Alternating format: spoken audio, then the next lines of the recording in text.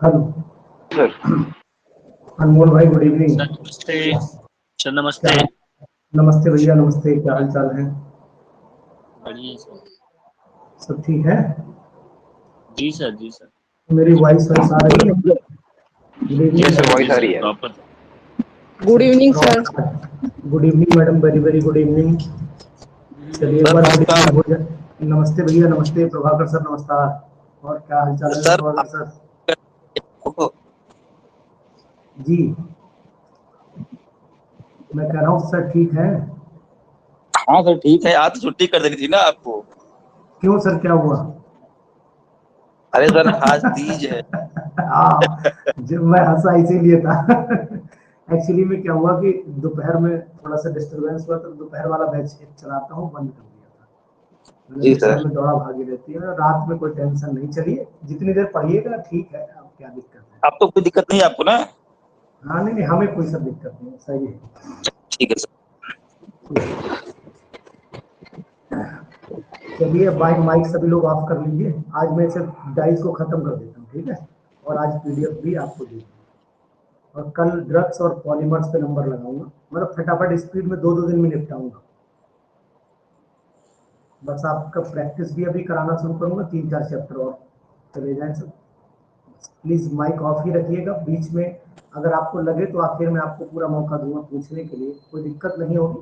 बीच में करेंगे तो थोड़ा सा हमें ये कि हमारी कंटिन्यूटी ब्रेक होगी, और वही मैं पर्पज मेरा वही आपको बता चुका हूँ। चलिए हम लोग आज कल जो है हम लोग पढ़ चुके थे मॉडर्न डाई, जहाँ तक मुझे याद है एलिजरिन के बारे में हम लोग पढ़ चुके थे, मुझे ये ध्यान है। और एलिजरिन के बाद अब हम लोग बात कर लेंगे, अब हम लोग बात कर लेते हैं कि जो डेवलप्ड और इनग्रेन डाइज होती हैं, ये डेवलप्ड और इनग्रेन डाइज क्या होती हैं, इनको सुनते रहिएगा। देखिए एक्सीलेंट और अगर फास्ट कलर को हम किसी के ऊपर, बहुत बढ़िया कलर को किसी के ऊपर अगर इंट्रोड्यूस करना चाहते हैं, यानी कि अगर कलर को हम डायरेक्ट डाई पर अप्लाई करें और वो कलर अच्छा आए, तो इसके लिए हमें डेवलप्ड और इनग्रेन डाई की जरूरत पड़ती है। ये करती क्या है, इसके थ्रू हम लोग जो इंटेंस कलर होता है, तेज कलर होता है, वो फैब्रिक के ऊपर डायरेक्ट अप्लाई करते हैं। और इसमें जो रिएक्शन इन्वॉल्व होती है वो एजो कपलिंग रिएक्शन इन्वॉल्व होती है। इसको मैं अंडरलाइन भी किए दे रहा हूँ कि अगर आपसे पूछा जाए कि डेवलप्ड और इनग्रेन डाई में कौन सी रिएक्शन इन्वॉल्व होगी, तो जवाब आपका आना चाहिए कि एजो डाई रिएक्शन होती है। तो excellent and fast colours can be produced by the dyes directly on the fibres by the reaction such as the azo coupling reaction, पहले से लिखा हुआ था। The fabric is soaked in alkaline, यानी कि जो फैब्रिक हमारा है उसको सबसे पहले एल्कलाइन सोल्यूशन फिनॉल में डिप कर दिया, सोक करवा लिया, उसके बाद ड्राई किया, और उसके बाद हमने इमर्स कर दिया, डिप कर दिया कोल्ड सोल्यूशन ऑफ डाइजेनियम सॉल्ट पे, तो आपको अच्छा सा कलर मिल जाएगा। और ये थोड़ी देर में डेवलप होता है, इसीलिए इसको बोला जाता है डेवलप, यानी तुरंत डेवलप नहीं होगा और लो टेम्परेचर पे काम करता है। यानी कि ये डाई को हम लोग ऐसे बोलते हैं, इस डाई को आइस कलर भी बोलते हैं, यानी कि इस टाइप की डाइज को, डेवलप्ड डाई को आइस कलर डाई भी बोला जाता है। तो मैं यहाँ पर लिखे दे रहा हूँ कि these dyes are also called, these dyes are also called ice ice colours, इन्हें हम लोग आइस कलर्स बोलते हैं। या फिर I ice colours, ice coloured dye भी इनको बोला जाता है। ये दोनों नाम इनको दिए गए हैं, इसलिए इस बात का ध्यान रखिएगा कि अगर आइस कलर के नाम से पूछा जाए तब भी आप बता दीजिएगा, और नॉर्मल डेवलप्ड के डाई से पूछा जाए तब भी बता दीजिएगा। और अगर आपसे ये पूछा जाए कि भैया इनग्रेन डाई कौन सी होती है, तब भी इसी का नाम दिया जाएगा। और ये हमेशा लो टेम्परेचर पर काम करती है फैब्रिक पर। तो ये कभी क्वेश्चन बन जाए कि it acts at low temperature, क्योंकि आपने देखा है हमने लिख रखा है emerge in the cold solution, तो यहाँ पर मैं लिख देता हूँ it acts on cold solution लिख सकते हैं, कोल्ड सॉल्यूशन, या फिर एट लो टेम्परेचर, ब्रैकेट में लिखे दे रहा हूँ एट लो टेम्परेचर पर ये सब काम करती है। जैसा कि कल आपने साथ दिया, बिल्कुल वैसे ही समझ में आएगा, घबराइएगा बिल्कुल भी नहीं। इसमें जो इनग्रेन डाइज हैं, ये इनग्रेन डाइज हमेशा प्रिंटेड फैब्रिक्स पर काम की जाती है। मतलब इनका अगर पूछा जाए कि ये कौन से कपड़े पर प्रिंट करने काम आती है तो आपको बताएंगे। जैसे आपने देखा बहुत सारे कपड़े ऐसे होते हैं जिन पर प्रिंटिंग आती है, छपाई जिन पे होती है, तो उन पर हम लोग इस डाई का यूज करते हैं। और इसको इनग्रेन नाम इसलिए दिया गया है क्योंकि जो पॉसिबिलिटीज होती है वो वहां पर प्रिंटिंग मटेरियल, जो ग्रेन वर्ड आया छोटे छोटे डॉटेड से डेवलप हुआ है, तो इसलिए इसको नाम दिया गया कि this is called ingrain die.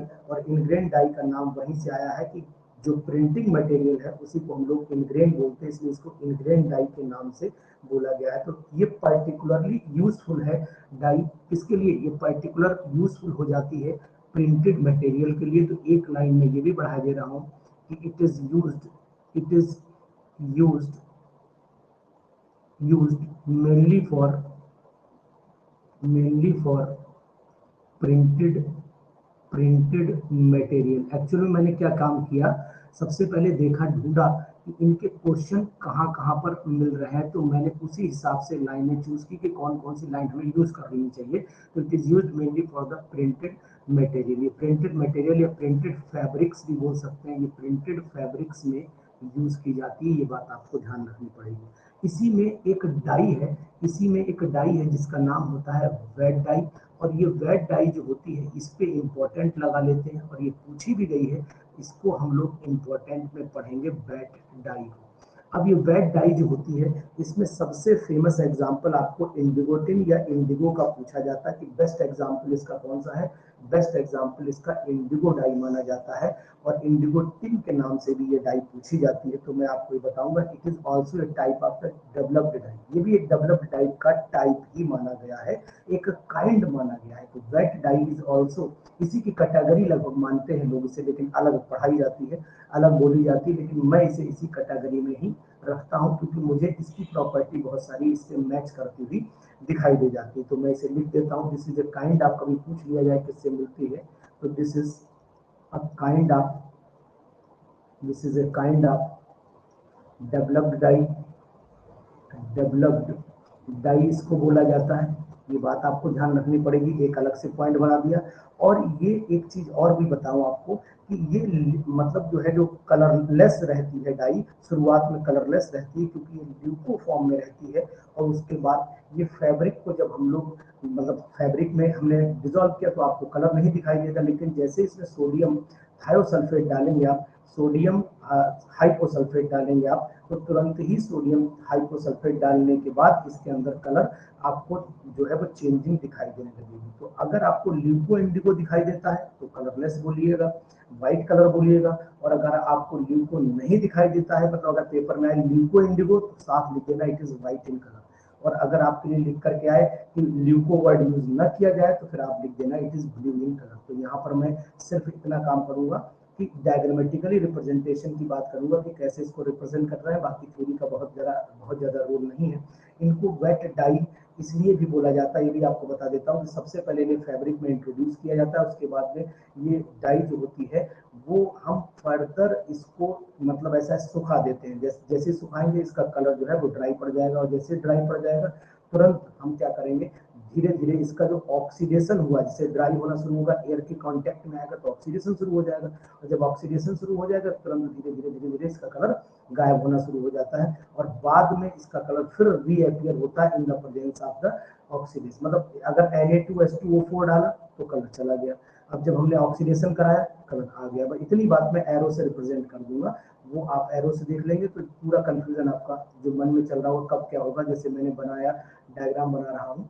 तो ये आप डायग्राम ऐसे भी बना सकते हैं। और आइए फिनार में जो है वो डायग्राम थोड़ा अजीब ढंग से बनाया, लेकिन मैंने सोचा कि इसे डायरेक्ट बनाऊं, थोड़ा ट्विस्टिंग मैंने डायग्राम में इसलिए की कि बनाने में आसानी हो जाए। देखिए ये बनाया मैंने सामने भी, इस पे यहाँ पर कोण लगा दिया, बाकी यहाँ पर डबल बॉन्ड एज यूजुअल जैसे हम लगाते हैं, चाहे सर्किल बना दो और चाहे डबल बॉन्ड लगा, इसी का बचा हुआ हिस्सा पलट के बना दो। जो हिस्सा ये दिख रहा है इसका हिस्सा जस्ट पलट के आप बना दीजिए। तो कैसे पलट के बनाएंगे, देखो आप ध्यान से ऐसे करो।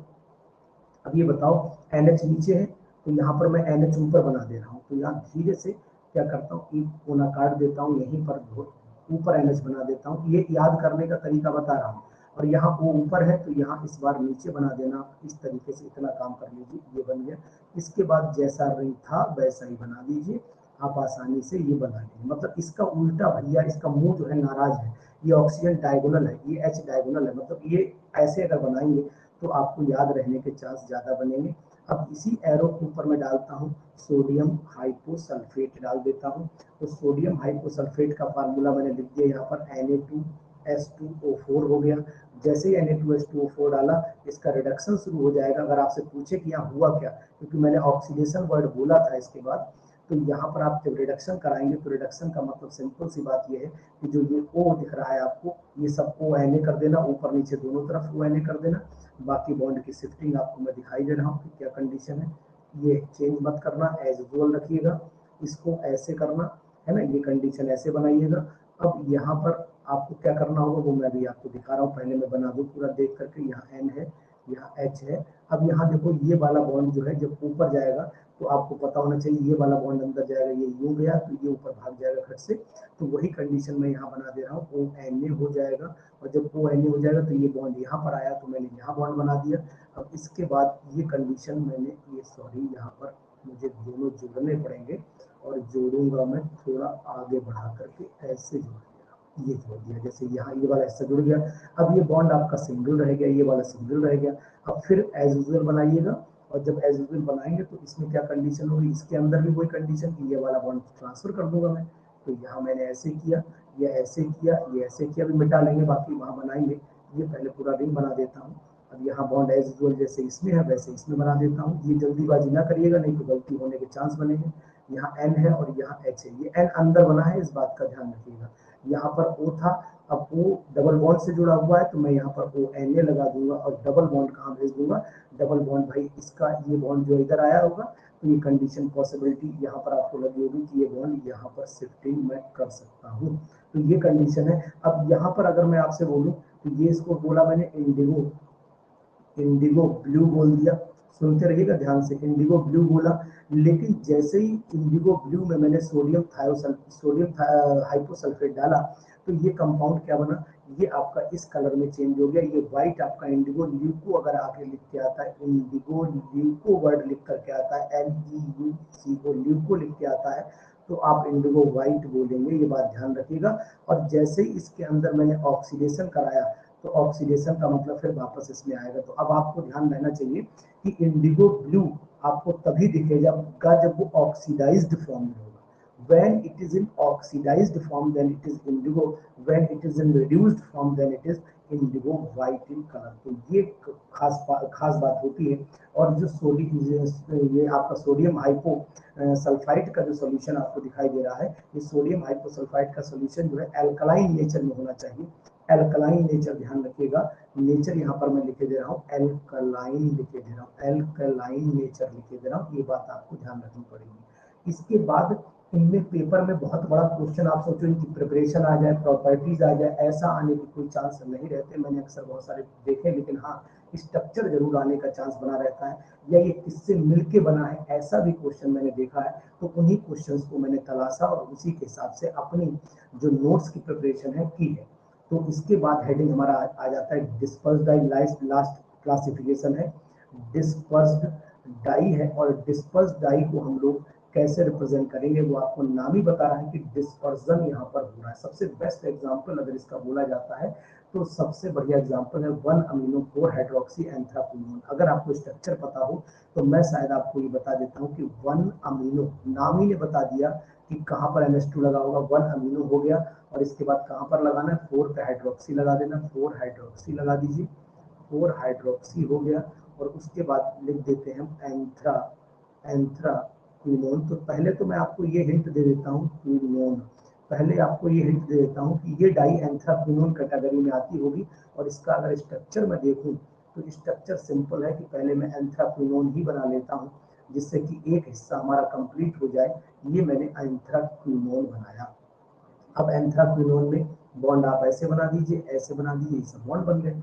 अब यहाँ पर 1 पोजीशन पर NH2 लगा दीजिए, और नीचे आप यहाँ पर OH लगा दीजिए। तो ये हो गया आपका 1 2 3 4, यानी कि 1 अमीनो 4 हाइड्रोक्सी एंथ्राक्विनोन हमने स्ट्रक्चर बना दिया।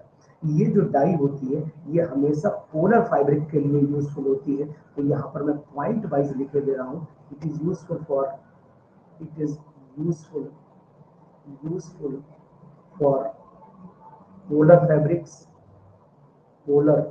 फैब्रिक्स जितने भी होते हैं उनके लिए ये बहुत ज़्यादा यूजफुल मानी जाती है। एक बार जैसे एग्जाम्पल अगर आपसे पूछा जाए तो एग्जाम्पल के तौर पर मैं लिख सकता हूँ डेक्रॉन। तो अब ये फिर मेरे सामने एक क्वेश्चन आ गया कि अगर पूछा जाए कि डेक्रॉन पर कौन सी डाई यूज होगी, तो भैया आपका जवाब आना चाहिए कि डेक्रॉन पर यूज होगी डिस्पर्स डाई। तो इस तरीके से क्वेश्चन पूछा जा सकता है, ये भी कंडीशन पॉसिबल है। अब यहाँ पर मैं अगर आपसे ये कहूँ कि इस डाई के बाद हम लोग अलग अलग कैटेगरी की कौन कौन सी डाइस पढ़ लेते हैं, तो सबसे पहला एग्जाम्पल और सबसे इंपॉर्टेंट एग्जाम्पल जो चलेगा वो एग्जाम्पल हमारा ट्राइफिनाइल। अब यहीं से क्वेश्चन डेफिनेट है कि स्ट्रक्चर से जुड़ा हुआ आ सकता है, तो इस पे जरा बिल्कुल ध्यान से देखते रहिए। अगर कभी बॉन्ड रोड इधर लगे तो टोकिएगा, नहीं आप सुनते मुझे रहिएगा, भरपूर आपको पूरा जितनी जरूरत है सब दे दूंगा। तो यहाँ पर मैंने हेडिंग बना रहा हूँ triphenyl methane dice, triphenyl methane dice. नाम ने बहुत कुछ इंडिकेट कर दिया है। ट्राइफिनाइल मीथेन डाइस, ये नाम ही हमें बता रहा है कि भैया फिनाइल ग्रुप जो होंगे वो कम से कम 3 तो दिखाई दे रहे हैं, क्योंकि ट्राई वर्ड हमें दिखाई दे रहा है। सबसे बेस्ट एग्जाम्पल इसमें जितना भी आता है वो एग्जाम्पल नंबर 1 आएगा मैलेकाइट ग्रीन का। तो अब अगर आप पीजीटी का पेपर उठाइए, बाकी तो छोड़ दीजिए, लेकिन पीजीटी का पेपर उठाइए तो सबसे पहला जो मैलेकाइट ग्रीन है, ये पूछा जाता है कि मैलेकाइट ग्रीन का स्ट्रक्चर क्या होगा, नंबर 1। और नंबर 2 ये पूछ सकते हैं कि इसके इंग्रेडिएंट यानी कि इनसे मिलकर के बना होगा। तो मैं आपको बताऊंगा कि सबसे पहले हम लोग यहाँ पर लिख लेते हैं, ये बेंजल्डिहाइड इसमें यूज किया जाता है। तो मैं यहाँ पर लिख देता हूँ बेंजल्डिहाइड को यूज करते हैं। और साथ में हम लोग यूज करते हैं 2 मॉलिक्यूल डाईमिथाइल एनिलीन के यूज कर सकते हैं। तो यहाँ पर मैं लिख देता हूँ डाईमिथाइल, क्योंकि रिएक्शन सिलेबस में नहीं है डाईमिथाइल एनिलीन, लेकिन मैं एक रिएक्शन आपको करके भी दिखा दूंगा। डाईमिथाइल एनिलीन मैंने लिया, इसके 2 मॉलिक्यूल लिए जाते हैं। और एरो के ऊपर अगर हम चाहें तो जो जरूरत हमने पढ़ा जो समझा उसे कंसंट्रेटेड H2SO4 यूज कर सकते हैं, कंसंट्रेटेड H2SO4 और एनहाइड्रस ZnCl2। तो हमारा कंपाउंड मिलता है मैलेकाइट ग्रीन। अब आपने पूछा कि सर आपने लिख तो दिया, लेकिन केमिस्ट्री की भाषा तभी मानी जाती है जब हमें इनके स्ट्रक्चर्स की जानकारी हो। तो चूंकि अब मैंने यहाँ बेंजल्डिहाइड लिया, तो मैं अपने आसानी के लिए मैंने ये काम किया, जिससे कि मुझे लगता रहे कि मुझे लिखना क्या है। तो ये मैंने लिख दिया भैया बेंजल्डिहाइड। डाईमिथाइल एनिलीन लिखना है, तो डाईमिथाइल एनिलीन का मतलब हुआ कि सबसे पहले मैं ऐसे कंपाउंड बना दूं और एन यानी कि एन। अब इसे अगर आईपीसी लिखते तो एन डाईमिथाइल लिखते, वो तो एक अलग चीज हो गई। यहाँ पर एन हो गया और यहाँ CH3 का होल ट्वाइस हो गया।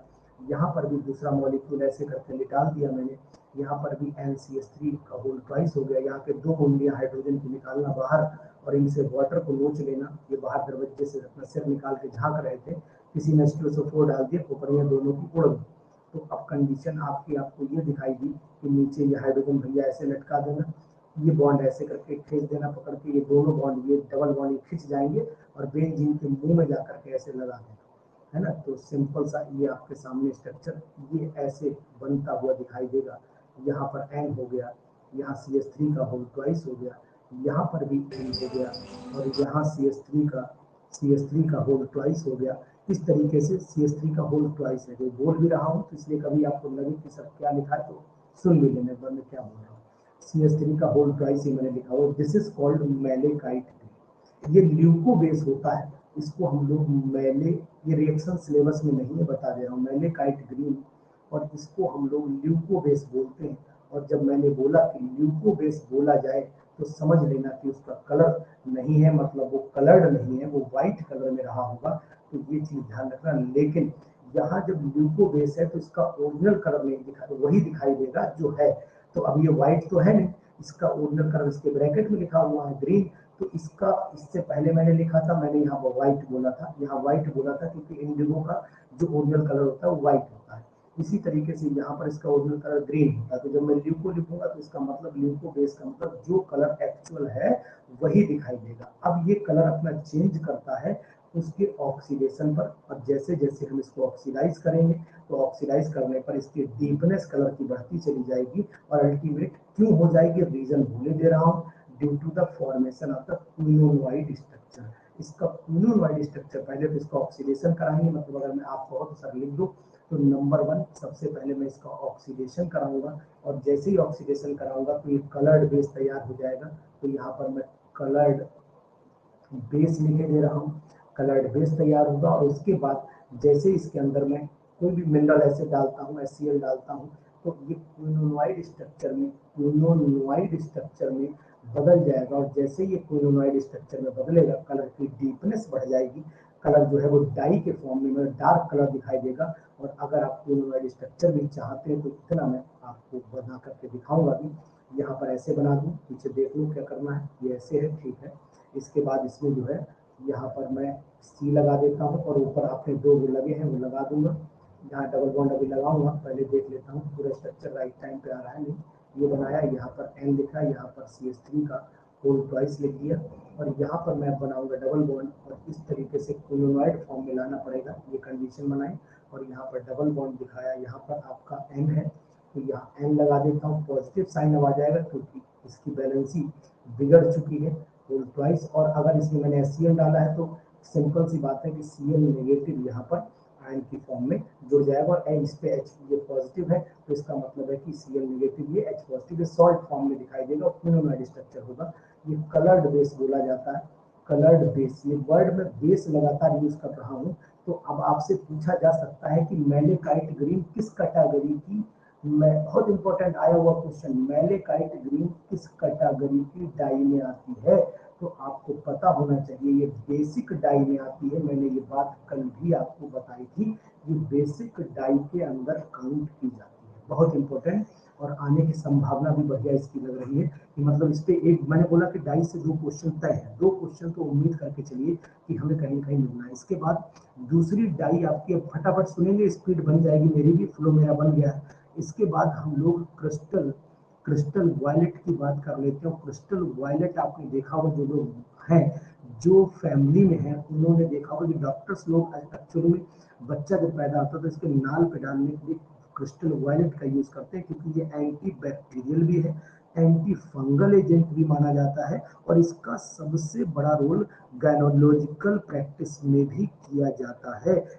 और लेकिन अगर पूछा जाए गायनोलॉजिकल इसका जो सॉल्यूशन बनाया जाता है वो कितना परसेंट होता है, तो बता देता हूँ आपको, 0.5% सॉल्यूशन अगर इसका बना लिया जाए, और वैजाइनल इन्फेक्शन अगर कोई भी है उस पर इसको यूज किया जाता है, then it is very useful. Means ये स्किन के इन्फेक्शन को, या फिर ऐसे बोले कि ये हमारी स्किन में बैक्टीरियल या फंगल, अधिकतर स्किन में बैक्टीरियल फंगल इन्फेक्शन ही होता है, तो उसको कंट्रोल करने के लिए इसका यूज किया जाता है। ये मेडिसिनल यूज मैंने इसलिए बोल दिया, कभी धोखा हो जाए कि क्रिस्टल वायलेट का कोई यूज आ जाए, पूछ लिया जाए तो दिमाग में आए ही ना, तो इसलिए मैंने आपको एक कॉमन एग्जाम्पल से समझाने की कोशिश की है। इसको हम लोग बेसिक वायलेट थर्ड के नाम से भी जानते हैं। क्रिस्टल वायलेट का दूसरा नाम भी आपको मैं बता देता हूँ, इसको हम लोग बेसिक वायलेट, मेन पॉइंट लिख रहा हूँ, बहुत ज्यादा डिटेल नहीं लिख रहा हूँ, बेसिक वायलेट थर्ड के नाम से भी हम लोग इसे जानते हैं, ये बात ध्यान रखना। और इसमें एक खास बात ये है कि इससे जो कंपाउंड किससे बनता है, ये जहाँ तक मुझे आइडिया है ये मिचलर कीटोन से बनता है, जिसे आप मिचलर कीटोन भी कुछ लोग बोलते हैं, एल्साइलेंट चला जाता है, मैं इसे फिलहाल मिचलर्स कीटोन बोलता हूँ। तो मिचलर्स कीटोन्स के साथ साथ जो हमने इससे पहले लिया था कंपाउंड NN डाइमिथाइल एनिलीन, दोनों का यूज करके बनाया जाता है। तो दोनों में अगर पूछा जाए तो इसका रिएक्टेंट मान लेते हैं हम लोग, रिएक्टेंट जो होंगे, रिएक्टेंट सब केवल नाम लिखूंगा यहाँ पर, ये फिलहाल हमारे जो है MiCH है शायद, जहाँ तक मुझे याद है MiCHLER, मिचलर्स रिएजेंट लिया जाता है, मिचलर्स कीटोन बोला जाता है इसे, तो मिचलर्स कीटोन यूज करते हैं, और साथ में NN डाई मिथाइल, नोट्स में फिलहाल मैं ये दूंगा, NN डाई मिथाइल एनिलीन को यूज करेंगे, मतलब नोट्स में पूरा रिएक्शन के साथ दे दूंगा। यहाँ पर रिएक्शन फिलहाल सिलेबस में नहीं है, ये आप जान लीजिए अच्छे से, नहीं आप सोचे सर लिखिए, तो लिखने का कोई मतलब इसलिए नहीं, खाली में उसका टाइम वेस्टेज है। और मिचलर्स कीटोन का अगर फार्मूला आप सुनना चाहो तो फिर चलो मैं बता देता हूँ आपको। इसमें पहले तो कीटोन है तो खास बात तो ये हो गई कि कीटोन में ये ग्रुप लगा लेता हूँ, इसके बाद 2 फिनाइल लगा लेता हूँ। ये मैंने 2 फिनाइल लगा लिए, यहाँ जुड़ा होगा इस तरीके से 2 फिनाइल में लगा लेता हूँ। ये 2 फिनाइल मैंने लगा दिया। इसके बाद यहाँ पर क्या लगाना है, उल्टा, ये जैसे ये N लगा हुआ N वाला, ये यही लगा देना। तो यहाँ पर N हो गया और यहाँ पर आपका CH3 का होल ट्वाइस हो गया। यहाँ पर भी वही कंडीशन है कि N लगा दो ऐसे करके, और यहाँ पर भी आप CH3 का होल ट्वाइस, इसको हम लोग बोलते हैं। और इसकी रिएक्शन हमें करा देनी है। अब आप समझदार हैं, रिएक्शन करा देनी है। ये मैंने N डाइमिथाइल एनिलीन ले लिया, यहाँ पर N डाइमिथाइल एनिलीन, इस तरीके से मैंने कंपाउंड उठा लिया। इन दोनों के रिएक्शंस करा दिए। रिएक्शन कराने पर डबल बॉन्ड क्रिएट होगा, और डबल बॉन्ड क्रिएट से आप इसे जोड़ देना, बाद में वही COCl2 डाल के सॉल्ट बन जाता है, वो दिक्कत नहीं। अब समस्या है कि जब मैंने ये दोनों लिख दिए तो फिर मजबूरी मेरी है कि मुझे क्रिस्टल वायलेट का स्ट्रक्चर भी यही लिख देना चाहिए, जिससे कि आपको पता रहे कि सर क्रिस्टल वायलेट का स्ट्रक्चर तो इन दोनों को जोड़ना ही है, डबल बॉन्ड से यहीं पर जोड़ दीजिए। तो कैसे जोड़ना है डबल बॉन्ड से वो आप देख लीजिएगा। जैसे हम क्या करेंगे, इसको एज इट इज कॉपी करेंगे। यहाँ देखो CH3 का होल ट्वाइस। एक्चुअल में क्या है कि मेरा थोड़ा सा ये रहता है कि मैं अपनी चीजें अपने ढंग से याद करता हूँ, अपने ढंग से पढ़ता हूँ, जिससे लंबे समय तक वो मेरे माइंड में सेटअप बना रहे। जैसे ये लिया मैंने, अब इसके बाद मैं इसी को ऐसे लिखूंगा, यहाँ पर CH3 का होल ट्वाइस N लिखूंगा, और इसको यहाँ ऐसे बनाया मैंने, और यहाँ पर इन दोनों बॉन्ड को एज इट इज पे रखूंगा, क्योंकि कार्बन यहाँ पर है, ये कार्बन। अब इन दोनों बॉन्ड को मैं डबल कर दूंगा, फैलाऊंगा नहीं, डबल कर दूंगा, और डबल करने के बाद इस कंडीशन में मैं यहाँ पर इसे जोड़ देता हूँ। और यहाँ मैंने वही अपना जो राग है अलाप किया, CH3 का होल ट्वाइस, Cl नेगेटिव और N पे पॉजिटिव लगाया, और यहाँ डबल बॉन्ड कर दिया। तो ये जो कंपाउंड आपके सामने बना, this is called crystal violet, इसे हम लोग क्रिस्टल वायलेट के नाम से जानते हैं। और ये एक वीक एसिड में काउंट किया जाता है, इनकी एक वीक एसिड कैटेगरी में भी माना जाता है। बेसिक तो है ही, लेकिन बेसिक के साथ साथ ये वीक एसिड भी बोलते हैं इसे। और अगर मैंने जो इससे पहले बोला था वो भी मैं यहाँ पर नोट किए दे रहा हूँ। वो क्या नोट कर दूँ कि it is used as anti fungal. इसका यूज जो है वो सबसे पहले तो एंटी फंगल की तरह किया जाता है, एंटी फंगल की तरह किया जाता है। दूसरा यूज जो है वो एंटी बैक्टीरियल की तरह होता है, एंटी बैक्टीरियल। ये सबसे बड़े 2 यूज हैं। और 0.5% का जो इसका सॉल्यूशन होता है, वो सॉल्यूशन जो है वो गायनोलॉजिकल प्रैक्टिसेस में ज़्यादातर यूज किया जाता है। तो used in gynaecological, spelling GYNAE, logical practices में इसको हम लोग यूज करते हैं। ये बात ध्यान रखिएगा, कभी पूछा जाए तो मेन फोकस यहाँ पर करिएगा एंटी फंगल और एंटी बैक्टीरियल पर। उसके बाद एक डाई आपने और सुनी होगी जिसका नाम रोज एनिलीन भी है। तो यहाँ पर मैं बोले दे रहा हूँ कि इसका नेक्स्ट मतलब हेडिंग बना लेता हूँ, रोज एनिलीन भी मैं लिख देता हूँ। हाँ जी भैया। तो फॉस्जीन भी यूज करते हैं कहीं? हाँ, फॉस्जीन मैंने बोला था सर, अभी आपने शायद ध्यान नहीं दिया। इस यहीं पर ये COCl2 यहीं यूज करते हैं सर। ठीक है सर, हाँ यहीं पर यूज करते हैं। मैंने लिखा नहीं था लेकिन मैंने बोला था, अगर हो सकता है अगर बाई चांस मुझे याद है कि मैंने कुछ ऐसा कंपाउंड बोला, लेकिन वही यूज करते हैं फॉस्जीन। ठीक है सर जी। यहाँ पर रोज एनिलीन दिया मैंने, और रोज एनिलीन कंपाउंड को, इसको हम लोग अगर ये बोले तो इसे हम लोग फ्यूसाइन के नाम से या मेजेंटा के नाम से भी जानते हैं। तो यहाँ पर रोज एनिलीन लिखे दे रहा हूँ, फ्यूसाइन लिखे दे रहा हूँ, मेजेंटा लिखे दे रहा हूँ, ये सब चीजें यहाँ पर लिखे। रोज एनिलीन लिख दिया, यहाँ पर फ्यूसाइन लिख दिया, FU और CHIN होता है, FCHI फ्यूसाइन। एक तो स्पेलिंग में बहुत दिक्कत रहती है, यहाँ पर कभी S बना देते हैं, मैजेंटा लिख देता हूँ, MEGENTA मैजेंटा। तो ये इनके बारे में हमें अधिकतर ये पूछा जाता है कि ये किससे बनती है। तो मैं आपको बता दे रहा हूँ, ये एनिलीन और पैराटोलिडीन, आर्थो या पैराटोलिडीन को मिलाकर के बनाई जाती है। तो इसका जो रिएक्टेंट होता है वो अगर आपको जानकारी है तो रिएक्टेंट में हम लोग एनिलीन यूज करते हैं, नंबर 1। साथ में हमने क्या बोला, ऑर्थोटोलिडीन, ऑर्थोटोलिडीन को यूज किया जाता है, और प्लस साथ में पैराटोलिडीन का भी यूज किया जाता है। ये दोनों चीजें यूज करके इसके स्ट्रक्चर को बनाते हैं। अब इन तीनों के मिक्सचर से जो स्ट्रक्चर तैयार होकर के आएगा, तो वही आपके सामने बिल्कुल स्ट्रक्चर इन दोनों के हिसाब से लिख रहा हूँ। यहाँ NH2 लिख दिया, ये मैंने एनिलीन लिख दिया। ध्यान दीजिएगा, ये मैंने एनिलीन लिख दिया और एनिलीन लिखने के बाद जो है अब यहाँ डबल बॉन्ड मुझे बनाना पड़ेगा क्योंकि इसका क्विनोनॉइड स्ट्रक्चर में रहता है। स्ट्रक्चर जो आएगा इसका क्विनोनॉइड आएगा, तो उसी हिसाब से मैं लिखूँ। तो NH2 लिखूँ और यहाँ पर लगाऊँ डबल बॉन्ड। वैसे मैं पहला बना देता तो ज़्यादा बेटर रहता है, खैर कोई बात नहीं, आपका डायरेक्ट स्ट्रक्चर में ही चल रहा हूँ मैं। यहाँ पर इस तरीके से मैं बना लेता हूँ, यहाँ पर इस तरीके से भी बना लेता हूँ। यहाँ पर एज यूजुअल जो हमारे बॉन्ड थे वो उनको बना दूँ।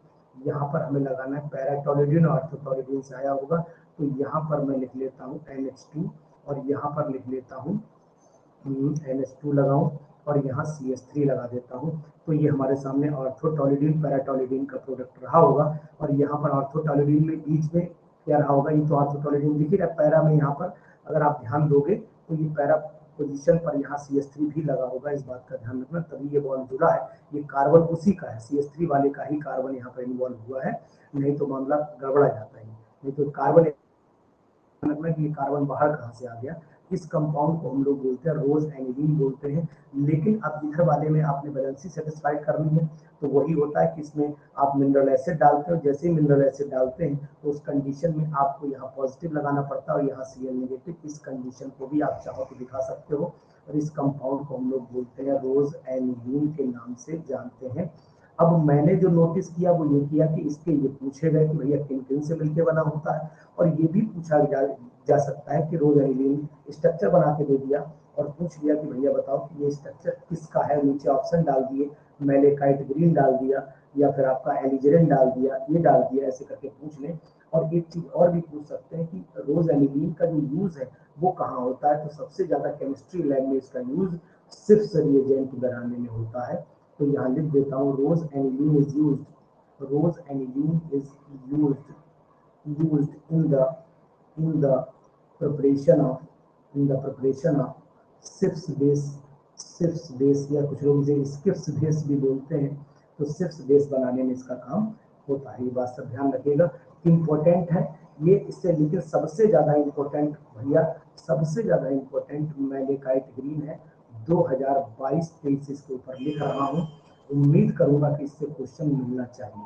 जहां तक मुझे अपने ऊपर भरोसा है कि इससे क्वेश्चन, अभी लास्ट ईयर एलिजरिन शायद था, मैलेकाइट ग्रीन नहीं था जहां तक मुझे अनुमान है। तो इसलिए यहाँ पर पॉसिबिलिटी जा रही है, तो दिमाग दौड़ रहा है।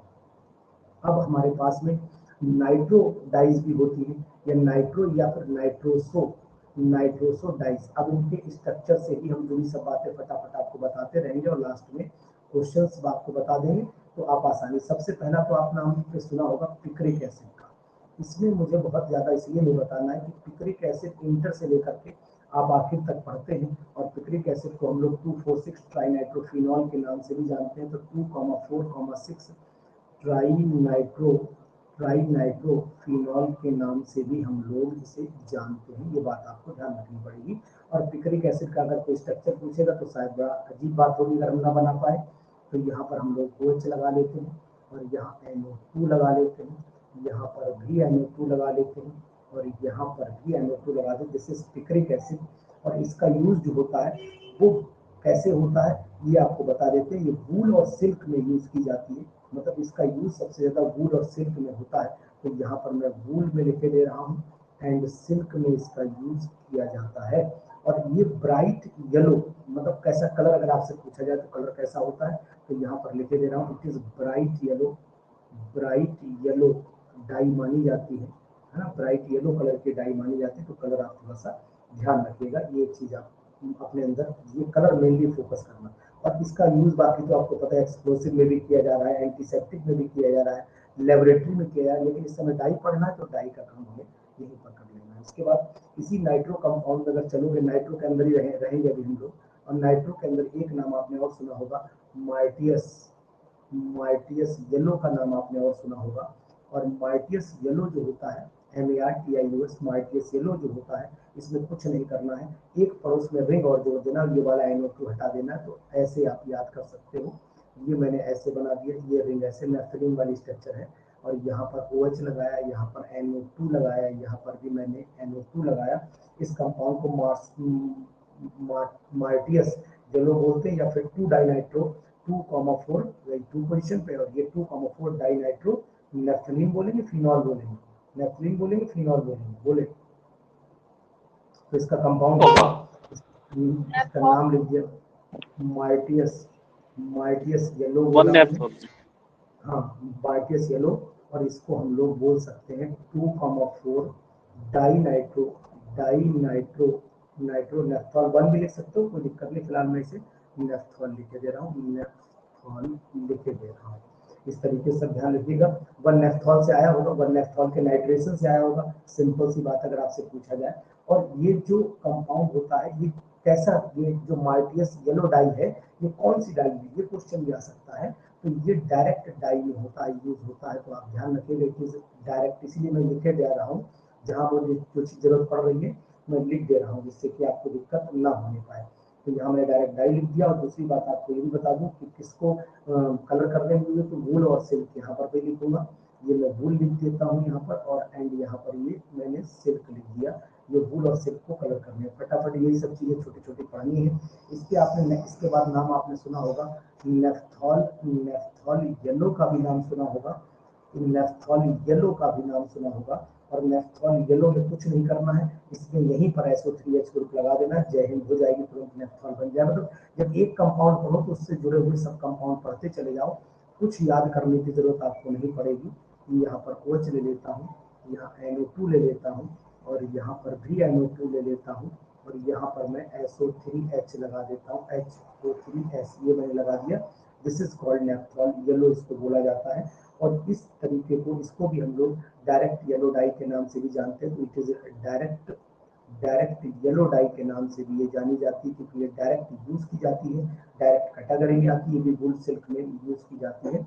इसको ध्यान रखिएगा आप। इसी तरीके की कैटेगरी में आपने सुना होगा कि एक नेफ्थॉल ग्रीन डाई भी होती है। नेफ्थॉल ग्रीन में यहाँ पर लिखे दे रहा हूँ, तो 5th नंबर पे चलता हूँ, 4th 5th, ये नंबर 1 2 3 था,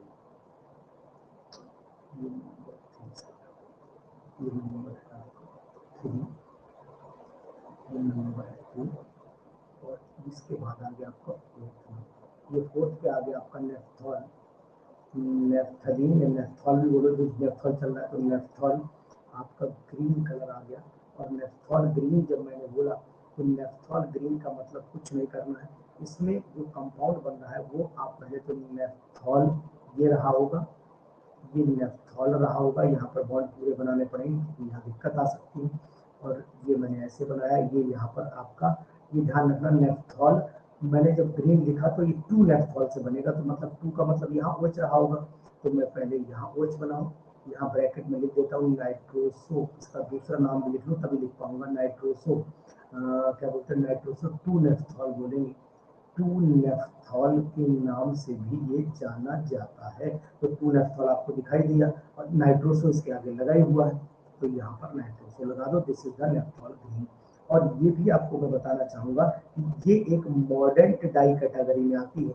तो यहाँ पर मैं लिखे दे रहा हूँ मॉडर्न। ये नोट्स आपको, ये नोट्स आप पढ़ लेंगे ना, तो फिर आप ये मान के चलिए कि आपको कहीं डाई का क्वेश्चन आपसे छूटने नहीं पाएगा, ये मुझे पूरा उम्मीद है। ये मॉडर्न डाई कैटेगरी में आती है, और ये भी वूल को कलर करने में आती है। अधिकतर इसका यूज जो होता है वूल को कलर करने में किया जाता है। और एक चीज आपको और बता देते हैं कि इसका ये भी है कि ये ग्रीन कलर भी देती है, और ग्रीन कलर देने का जो कारण होता है उसके अंदर निकेल और क्रोमियम, कोबाल्ट की वजह भी रह सकती है, और ब्राउन कलर भी देता है।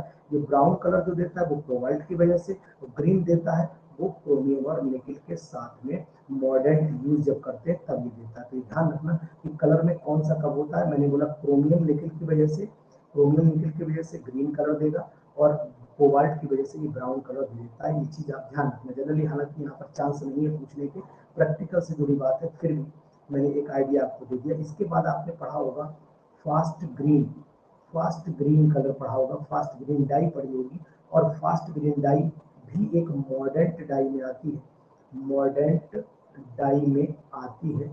इसको हम लोग मॉडर्न कैटेगरी में यूज कर देते हैं। और इसका जो मेन होता है कंपोनेंट वो होता है, मतलब आपका रिसोर्सिनॉल यूज होता है इसके अंदर। और रिसोर्सिनॉल को नाइट्रस एसिड यानी कि HNO2 के साथ में ट्रीटमेंट दे देते हैं। तो यहाँ पर मैं लिख देता हूँ कि ये resorcinol, resorcinol plus nitrous acid, nitrous acid के साथ ट्रीटमेंट से बनती है। ये बात आपको ध्यान रखनी पड़ेगी। सर इसके स्ट्रक्चर की मुझे जरूरत नहीं लग रही थी इसलिए मैंने स्ट्रक्चर नहीं बनाया। इसके बाद हमारे पास में आ जाते हैं एजोडाइज कि एजोडाई कौन कौन सी होती है। एजोडाई पर भी क्वेश्चन आने की संभावना बनती है, तो यहाँ पर मैं एजोडाई बोल रहा हूँ और एजोडाई का मतलब ही साफ साफ दिखाई देगा कि जहाँ पर एन डबल बॉन्ड एन होगा वही एजोडाई कैटेगरी में आएंगी, मतलब एन डबल बॉन्ड एन यही एजोडाई बनाएगी। तो इनमें सबसे पहले तो आपको एनिलीन येलो की बात कर लेता हूँ, नाम एक एक करके बताता जा रहा हूँ। सबसे पहली बात मैं आपसे एनिलीन येलो की करूंगा। अब ये एनिलीन येलो कौन सा होगा, एन डबल बॉन्ड एन हो गया। अब यहाँ पर मैंने ये पैरा अमीनो एजोबेंजीन का नाम आपने सुना होगा, ये कंपाउंड है पैरा अमीनो एजोबेंजीन, इसे हम एनिलीन येलो भी बोलते हैं, येलो डाई भी बोलते हैं। और ये रिएक्शन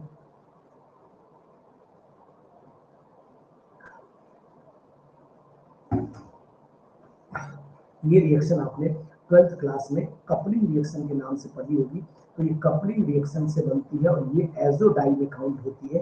इसको हम लोग बोलते हैं एनिलीन येलो के नाम से जानते हैं। आज सुनते रहिएगा सर, इसे निपटाना है। इसी के बाद आपने मिथाइल ऑरेंज का नाम भी सुना होगा, तो मिथाइल ऑरेंज का स्ट्रक्चर भी आपसे पूछ सकते हैं। कुछ मत करना, पहले एनिलीन येलो बना लेना, मिथाइल ऑरेंज का स्ट्रक्चर गलत होने के चांस बिल्कुल घट जाएंगे। सबसे पहले मैं पूरा स्ट्रक्चर बनाता हूँ इसी का। अब यहाँ पर क्या करूँगा, ये मैंने ऐसे बना दिया। अब यहाँ मैं लगा देता हूँ दोनों मिथाइल लगा देता हूँ हाइड्रोजन हटा करके, तो यहाँ CH3 का होल ट्वाइस कर देता हूँ, तो ये आपका ये हो गया। और इस साइड में लगाना पड़ेगा मुझे SO3H, तो यहाँ पर SO3H मैंने ये लगा दी। ये कंपाउंड आपका मिथाइल ऑरेंज बन गया। तो ये मिथाइल, और कभी कभी मालूम कैसा क्वेश्चन पूछते हैं, कभी कभी यार ऐसा भी क्वेश्चन मैं आज देख रहा था, तो उन PDF में मुझे जो एक मैंने PDF मंगाई उसमें देखा कि ऐसे पूछा कि which one is dye, which one is dye, तो उसने एक मिथाइल ऑरेंज दे दिया, एक फिनोल्फथालीन भी दे दिया, एक एनिलीन येलो भी दे दिया, तो अब नीचे दे दिया एक और। तो कभी कभी ऐसा लगता है कि आदमी कंफ्यूज हो जाता है कि मिथाइल ऑरेंज या डाई नहीं है, कलर तो है, तो ये डाउट में चला जाता है। तो इसलिए ऐसी बात ध्यान रखिएगा, ये किस कैटेगरी में जा रही है, कौन सी चीज है, कौन डाई है कौन नहीं है, ये ध्यान रखना आप पड़ेगा। इसीलिए मैं यहाँ डाइज में ही सबको यूज कर रहा हूँ। और इसको हम लोग जो होता है ये एसिड डाई कैटेगरी में, मिथाइल ऑरेंज मैंने पीछे लिखवाया भी था कि एसिड डाई कैटेगरी में ये काउंट की जाती है। जहाँ जरूरत लग रही वहां बता रहा हूँ कि किस कैटेगरी में ये काउंट हो रही है। बाकी पीछे भी आपको एग्जाम्पल्स दे रखे थे मैंने, तो ये मैंने मिथाइल ऑरेंज बोल दिया आपसे। इसके बाद अगर आप देखें ध्यान से कि मिथाइल रेड भी होता है, एक एग्जाम्पल मिथाइल रेड का भी आता है कि मिथाइल रेड जो होता है वो कौन सा एग्जाम्पल है, ये भी एक ऐसे डाई ही मानी जाती है। और मिथाइल रेड और इसमें अंतर क्या मैं आपको बता दूं, यहीं से बता दूं ज्यादा बढ़िया रहेगा। ये देखो ध्यान से, ये कंपाउंड मैंने दिया पूरा एज इट इज लूंगा, यहाँ पर SO3H लगाया, यहीं पर COOH ग्रुप का यूज करूंगा, और जैसे ही मैं COOH का ग्रुप का यूज करूंगा तब ये कंपाउंड दिखाई देगा हमें। तो सुमित कल आपने बोला था कि एक, सुमित जी सुनना मेरी बात को ध्यान से, कि COOH में CO ग्रुप होने के बावजूद भी आप सही कह रहे थे, वो मैंने चेक किया था उसको। COOH ग्रुप जो है वो ऑक्सोक्रोम में ही आता है, क्रोमोफोर में नहीं आता है। बाई मिस्टेक मेरे मुंह से निकला था कि मुझे थोड़ा सा डाउट रहा था, तो वो डाउट मैंने क्लियर कर लिया, वो ऑक्सोक्रोम में है, क्योंकि उसके बढ़ाने से कलर बढ़ रहा था, कलर की डीपनेस, उसके लिए कंफर्म करने के लिए मैंने एग्जांपल्स देखे, तो उसमें मुझे समझ में आया कि इसको डीपनेस बढ़ती है इससे, तो मीन्स वो ऑक्सोक्रोम कैटेगरी में ही जाएगा। और उसके लिए आपका प्रेफरेंस जो है यहाँ पर भी दिखाई दे रहा है, मिथाइल रेड को भी मैं दिखा रहा हूँ। तो मिथाइल रेड में वही चीज मैं यहाँ पे इसलिए बोला हूँ कि मैंने ये चीज मिथाइल रेड में ही नोटिस की है। ये मैंने ऐसे लिया, ये इस तरीके से लिया, यहाँ पर N डबल बॉन्ड N ले लिया, N डबल बॉन्ड N ले लिया, ये कंपाउंड बना दिया। जैसे पीछे है पूरा एज इट इज बना रहा हूँ, कोई चेंज नहीं कर रहा हूँ, यहाँ पर ऐसे सब कुछ कर रहा हूँ। और बस यहीं पर मैंने COOH लगाया, और जैसे ही मैंने COOH लगाया इसकी डीपनेस बढ़ जाती है, मतलब ये कलर जो है वो डार्क हो जाता है, मिथाइल रेड के नाम से जाना जाता है। This is called methyl red. इसीलिए मैंने COOH को अब मतलब कंफर्म किया कि ये ऑक्सोक्रोम में काउंट होता है। बाकी जो लोग सुन रहे हैं वो भी इस बात को ध्यान रखिएगा, COOH ग्रुप को ऑक्सोक्रोम में काउंट ही करेंगे, उसे हम लोग क्रोमोफोर में काउंट नहीं करेंगे। ये चीज ध्यान रखें, because it is used to increase the deepness of the colour, ये कलर की डीपनेस को बढ़ाता है। इसी के बाद हम एक कंपाउंड पढ़ लेते हैं जिसका नाम होता है बटर येलो। ये बटर येलो जो होता है ये भी एजो डाई का ही भैया माना जाता है, और इसमें भी कुछ नहीं करना है, ये CH हटा दो, बटर येलो रह जाएगा। ये इसकी डीपनेस अपने आप डाउन हो जाएगी, और जब ये डीपनेस डाउन हो गई तो फिर लाइट कलर पड़ जाएगा। देखो यहीं से प्रूफ भी कर रहा हूँ कि ये COOH किसकी तरह काम कर रहा है, इसीलिए मैंने ये बात आपको बताने की जरूरत समझी कि यहाँ पर मैं आपको बता दूं। ये पूछ लिया जाए तो आप बताइएगा कि दिस इज बटर येलो, और इसमें COOH हटाने की वजह से इसकी डीपनेस डाउन हो चुकी है, और ये लाइट कलर रहता है ना, इसीलिए इसको मतलब इसको जो अगर हम यूज देखें तो ये अधिकतर ये यूज जो है वो हमारा मतलब बटर को कलर करने में यूज करते हैं, इसलिए इसको बटर येलो के नाम से भी जाना जाता है। ये बात ऐसे बोले तो ज्यादा बेटर है। इसके बाद आपने सुना होगा रिसोर्सिंग येलो। ये हम लोगों के रिसोर्सिंग येलो मैंने किसी पेपर में देखा नहीं है, लेकिन हाँ रिसोर्सिंग येलो अगर पूछा जाए तो यहाँ पर OH लगा देना है, और यहाँ पर OH लगा देना, और एक OH यहाँ लगा दीजिए इसके इसके मेटा पोजीशन पर, चाहे इधर लगा देना चाहे इधर लगा देना, दोनों में चल जाएगा, कोई दिक्कत नहीं है। और यहाँ पर SO3 ये वाला कंपाउंड मेरे ध्यान में SO3H कहाँ लगा था, ये इस कंपाउंड में क्या करना है कि यहाँ पर एक OH लगा दीजिए और एक OH इसकी मेटा चाहे इधर लगा देना, वही कंपाउंड जो है वो आपका बन जाएगा रिसोर्सिंग येलो बनेगा। सिलेबस में नहीं, इसलिए मैंने इसको यहाँ पर अपने नोट्स में यूज नहीं किया है। और दूसरा कंपाउंड इसके बाद आपने सुना होगा कि एसिड ऑरेंज या ऑरेंज सेकंड के नाम से भी कंपाउंड जाना जाता है। ये ऑरेंज सेकंड कंपाउंड, ये हम लोगों को क्वेश्चन देखा है मैंने, ऑरेंज ORANGE, ऑरेंज येलो जो कंपाउंड होता है वो मैं अगर देखूं तो ऑरेंज का मतलब क्या हुआ कि ऑरेंज सेकंड के नाम से आता है, और ऑरेंज सेकंड के नाम से भी आ जाता है कभी कभी, या एसिड ऑरेंज के नाम से भी आ जाता है। दोनों नाम आप ध्यान रखना कि चाहे एसिड ऑरेंज आए या फिर आ जाए आपका ऑरेंज सेकंड, ये दोनों कंपाउंड एक ही है। इन दोनों में क्या डिफरेंस है वो आपको बता दे रहा हूँ कि एजो ग्रुप तो आपको लगाना ही पड़ेगा, क्योंकि अभी हम लोग एजो ग्रुप से बाहर नहीं आए हैं, ये बात ध्यान रखना। ये पूरा कंपाउंड ऐसे ही बना लेना, इतना काम आपको करना ही पड़ेगा। लेकिन यहीं पर दूसरी बेंजीन भी ऐड कर देना ऐसे करके। सपोज कर लेता हूँ इसको मैं ऐसे ना जोड़ूं, थोड़ा ऐसे जोड़ देता हूँ, सीधा लाइन खींचूं तो ज्यादा बेटर रहेगा। ऐसे जोड़ूं, ऐसे ऐसे, क्या बात नाराज हो आज क्या, ऐसे ऐसे ऐसे जोड़ दूं, है ना, और इसके अंदर बॉन्ड बना दूं तो 1 2 3, और इसके अंदर बनाऊं तो ये बॉन्ड इसमें कॉमन हो गया 1 2, ये हो गया। अब यही के इसके रिस्पेक्ट में यहाँ पर मैं लगा देता हूँ OH, और इसके ठीक सामने वही अपना NaSO3, या चाहे SO3, चाहे उल्टा लिखना चाहो तो उल्टा लिख लो, NaO3S लिख देते हैं तब भी चल जाएगा, कोई दिक्कत नहीं। इसको हम लोग ऑरेंज सेकंड के नाम से जानते हैं, और ये अधिकतर प्रिपरेशन इसकी जो होती है बनाई जाती है वो डाइएजोटाइज सल्फोनिक एसिड और बीटा नेफ्थॉल, क्योंकि ये आपको बीटा नेफ्थॉल ही दिख रहा होगा, बीटा नेफ्थॉल से बनाई जाती है। और इसका यूज मालूम कहाँ होता है, इसका यूज होता है कॉस्मेटिक में, दवाइयों में यूज होता है। इसको लेदर कलर किया जाता है, इससे वूल कलर किया जाता है, इससे नायलॉन कलर किया जाता है। तो अधिकतर इसको कलर करने में कौन है, नायलॉन को कलर करते हैं, वूल को भी कलर करते हैं, और एक मैंने और बोला, क्या बोला, सिल्क को भी कलर कर सकते हैं, सिल्क को भी कलर कर सकते हैं, और लेदर को भी कर सकते हैं, लेदर को भी कलर कर सकते हैं। ये बात आपको ध्यान रखनी पड़ेगी सर। तो ये चीज मैंने बता दिया।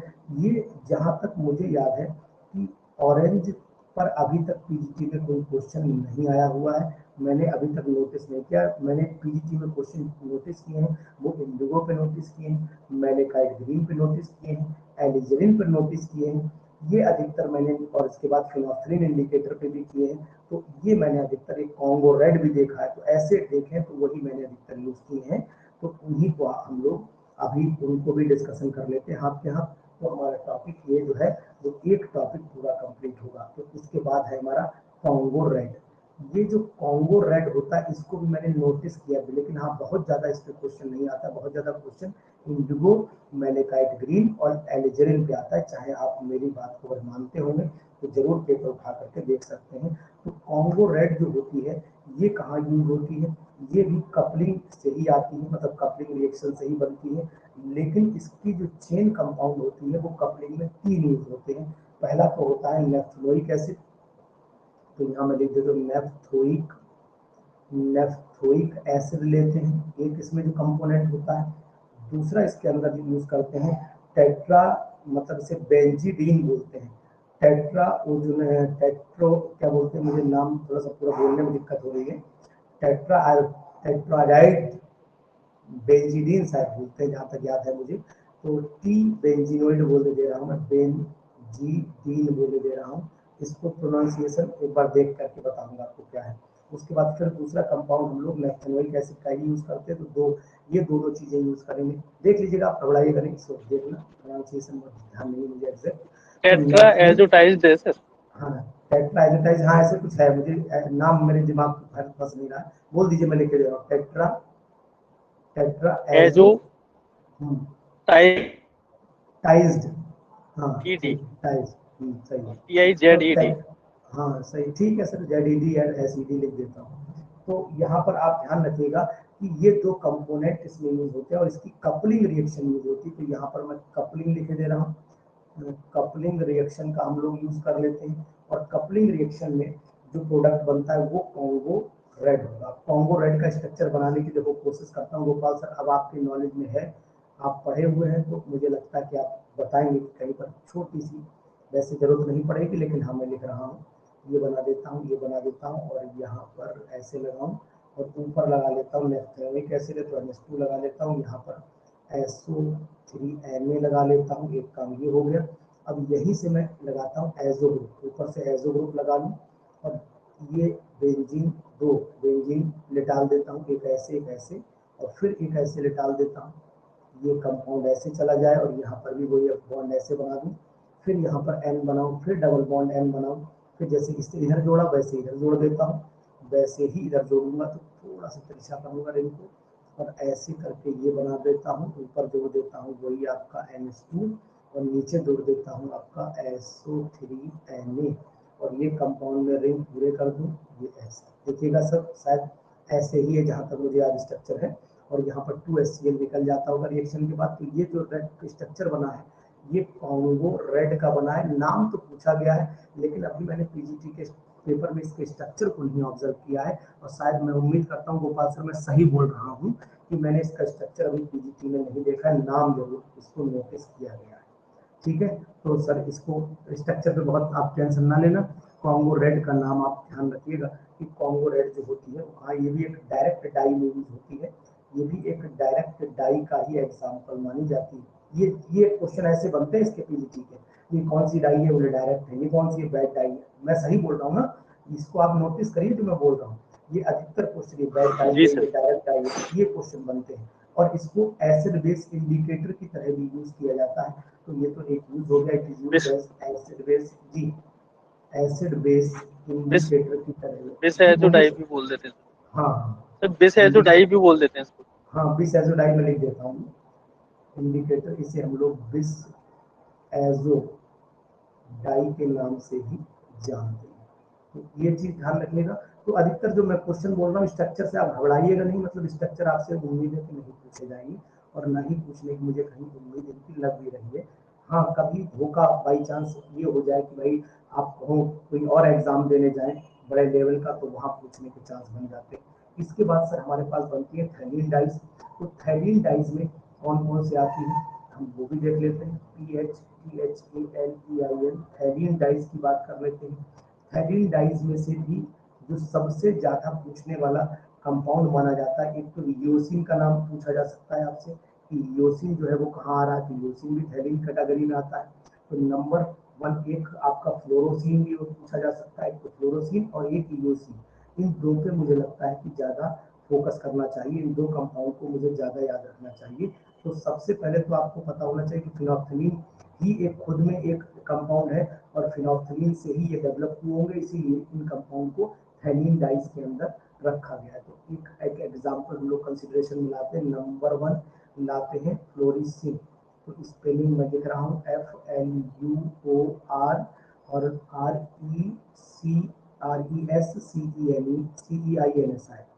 फ्लोरोसिन। स्पेलिंग दोबारा लिखना पड़ेगी, फ्लोरो SCEIN। आप स्पेलिंग को जरा जब लिखो नोट्स तो मैं दूंगा ही होंगे तो उसमें मेरी मैच कर जाएगी, परेशानी ना होना इसके लिए।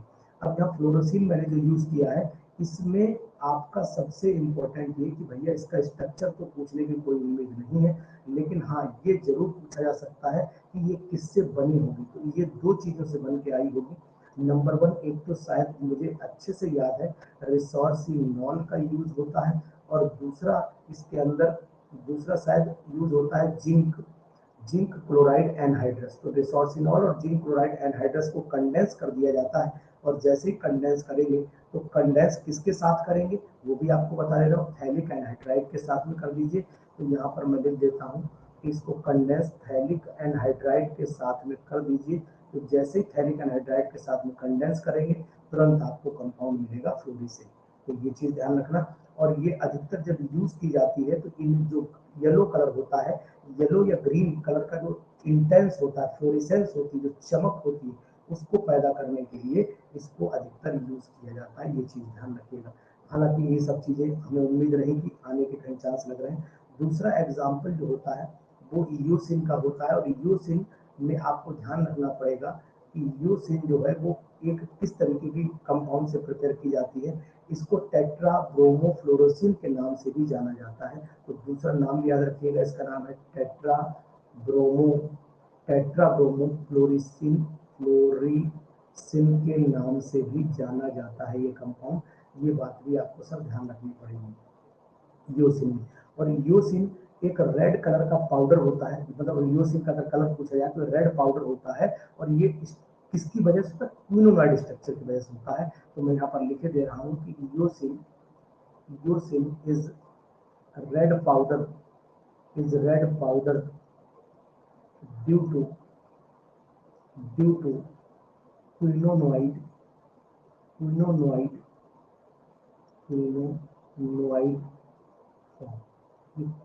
फॉर्म की वजह से ऐसी कंडीशन बनती है।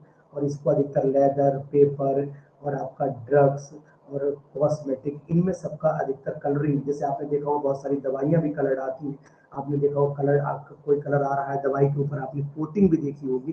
तो कोटिंग में जो कलर यूज किया जाता है वो अधिकतर यूसिन का यूज किया जाता है, और यूसिन का यूज बायोलॉजी में भी शायद मुझे लगता है कि अच्छा खासा यूज बायोलॉजी में भी किया जाता है। तो ये भी आप ध्यान रखिएगा। इसके बाद हमारे पास में एक और डाई है जिसका नाम एलिजरिन है, वो एंथ्राक्विनोन डाई कैटेगरी में आती है। तो यहाँ पर मैं लिख देता हूँ एंथ्राक्विनोन। इसका स्ट्रक्चर सर मैं नोट्स में दे दूंगा, मुझे एग्जैक्ट इस समय स्ट्रक्चर नहीं ध्यान है यूसिन का। तो यहाँ पर एंथ्राक्विनोन में चले जाते हैं। एंथ्राक्विनोन डाई में, क्योंकि मुझे कोई चीज़ बोलने में शर्म नहीं लगती, केमिस्ट्री अपने में बहुत ब्रॉड है कि मतलब आप अगर बहुत सारी चीज़ें जगह जगह पर ऐसी हो जाती है, दिमाग बड़े स्ट्रक्चर हैं, दिमाग में नहीं रोक पाते हैं। तो एंथ्राक्विनोन की अगर मैं बात करूँ तो एंथ्राक्विनोन डाइज में सबसे इम्पोर्टेंट और सबसे ज़्यादा पूछा जाने वाला डाई जो है वो एलिजरिन होता है। और एलिजरिन का नोटिस करिएगा मेरी बात को, कम से कम 3 बार स्ट्रक्चर पूछा जा चुका है कि एलिजरिन का स्ट्रक्चर ये होगा। 3 स्ट्रक्चर बना के दे दिए और पूछ लिया कि भैया एलिजरिन का स्ट्रक्चर बताइए। तो ये स्ट्रक्चर आपको एलिजरिन का मैंने शुरुआत में जब पढ़ा रहा था तभी बताया था। यहाँ पर भी ओच लगा होता है, इधर भी ओच लगा सकते हो, ऐसा नहीं कि इधर ना लग सकता हो। पता लगा इधर लिख के आगे घबरा गए, तो वो भी स्ट्रक्चर एलिजरिन का ही माना जाता है। और एलिजरिन जो होती है ये भी आपको बता देना चाहूंगा कि एलिजरिन किस कैटेगरी की डाई में आती है, शायद आप बता देंगे मुझे। सबसे पहले मैंने आपको बताया कि किस कैटेगरी में सर एलिजरिन आती है। एक लोग को बता दीजिए किस कैटेगरी में एलिजरिन डाई रखी गई है। अगर आपको शुरुआत में मैंने बताया है मॉर्डेंट में सर। हाँ जी, मॉडरेट में रखी गई है, तो ये बात आप ध्यान रखिएगा। पता लगा पूछ लिया जाए कि ये किस कैटेगरी में, तो यहाँ पर मैं लिख देता हूँ कि ये मॉडरेट डाई में आती है। मतलब ये क्वेश्चन है इसलिए मैंने यहाँ पर लिखा, बाकी फालतू बकवास नहीं लिखी। और यहाँ एलिजरिन का स्ट्रक्चर या स्ट्रक्चर देके पूछेंगे किससे बनी है, ये चीज आप ध्यान रखना। ये इम्पोर्टेंट में है, इसके मैं इम्पोर्टेंट का टिक भी लगा दे रहा हूँ मेनली एलिजरिन पर।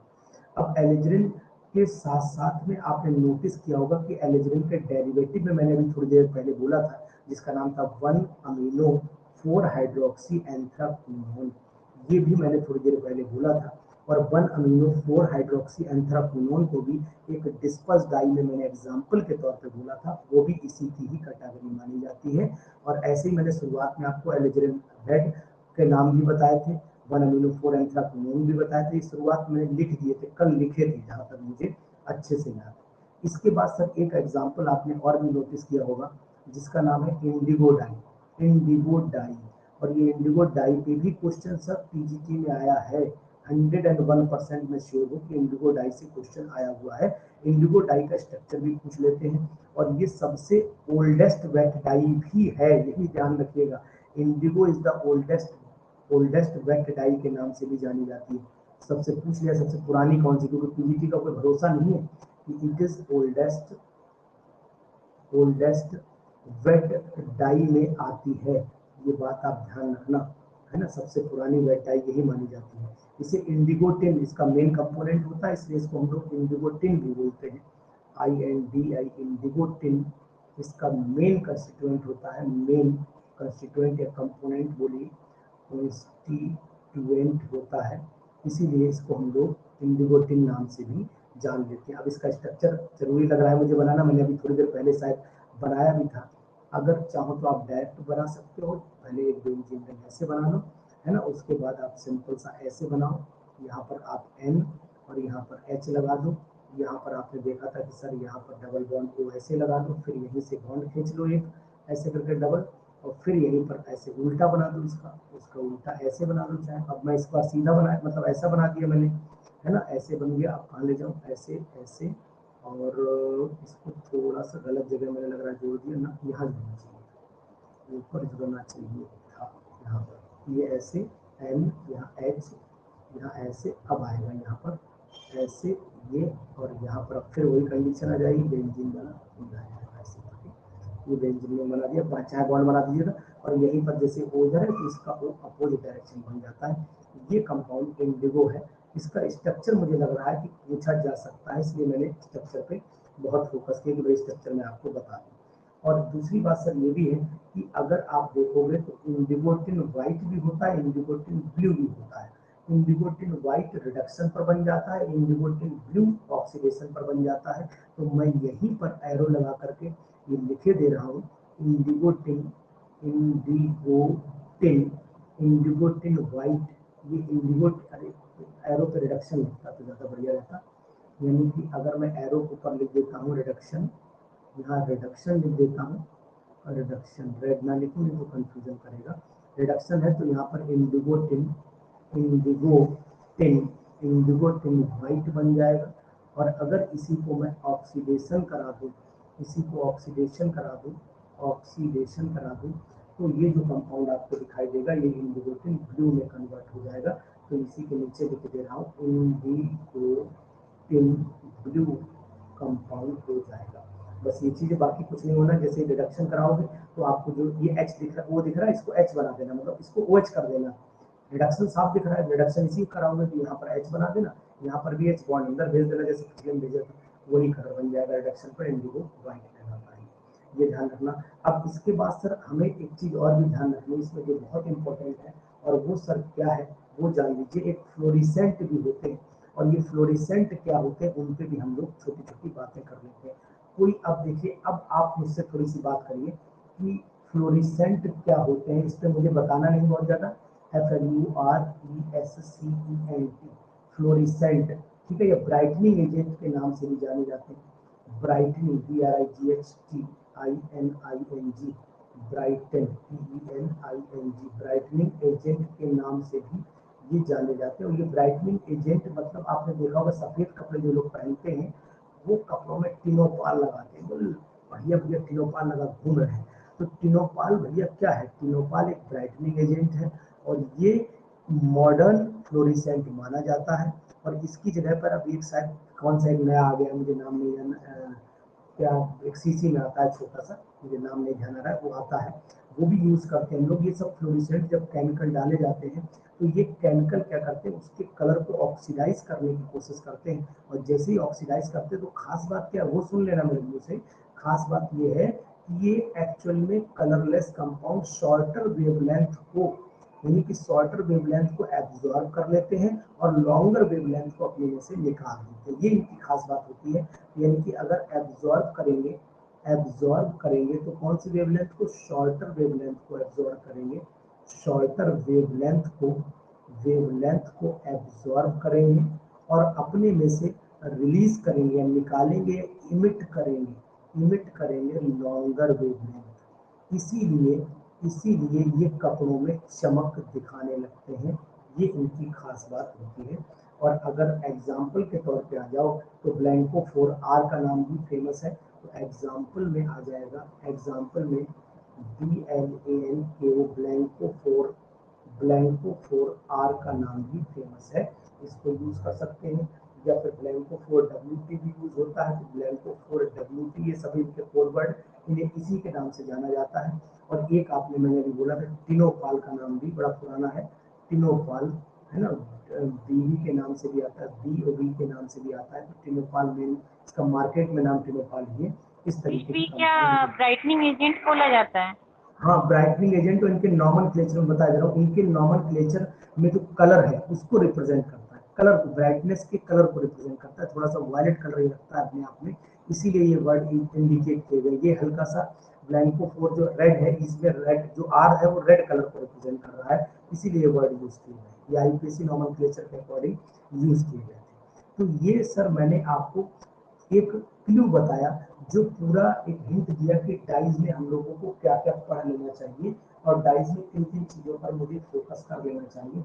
इसी पे बेस कुछ, अगर आप मुझे थोड़ा सा समय दें, जैसे कि मैं अगर आपको 5 मिनट आप बस दीजिए, 5 मिनट के अंदर मैं अपनी एक जो है PDF जो है डाउनलोड कर लेता हूँ, और आपस में प्लीज डिस्कशन ना करिएगा, नहीं तो जो रिकॉर्डिंग है वो डिस्टर्ब होगी।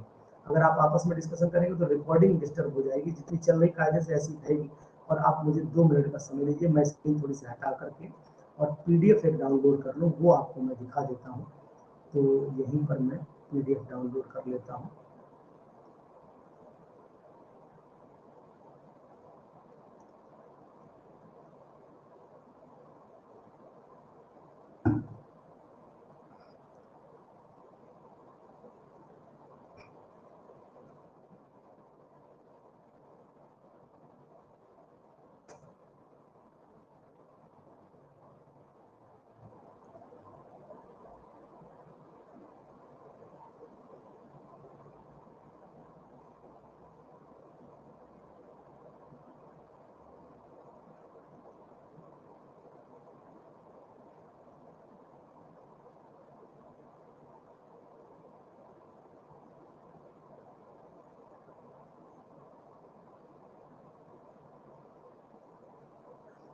बस थोड़ा सा समय लग रहा है डाउनलोडिंग, 1 मिनट बस, ज़्यादा नहीं लगेगा।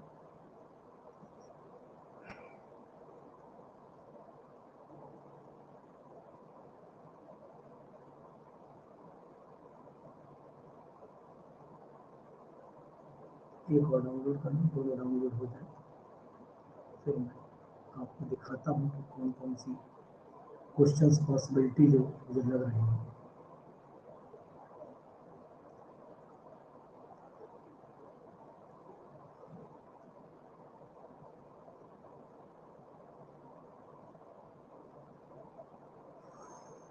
सर एक और डाउनलोड कर लूँ, बस थोड़ा सा समय दीजिए।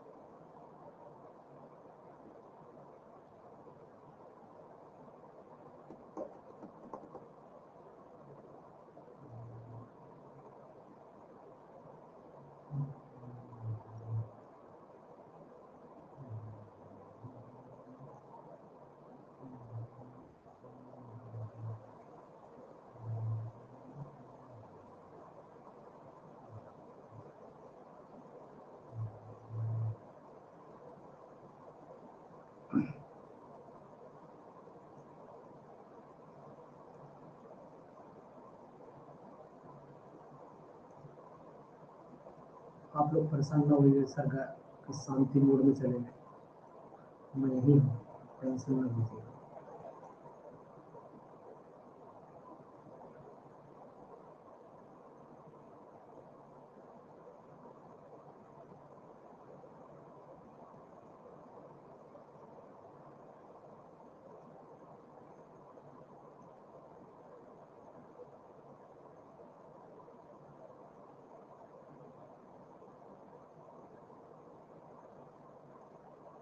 चलिए सर देखिएगा, स्क्रीन शेयर कर रहा हूँ और आप लोग बड़ा आराम से सुकून से प्यार के साथ में इन क्वेश्चंस का लुत्फ उठाइए।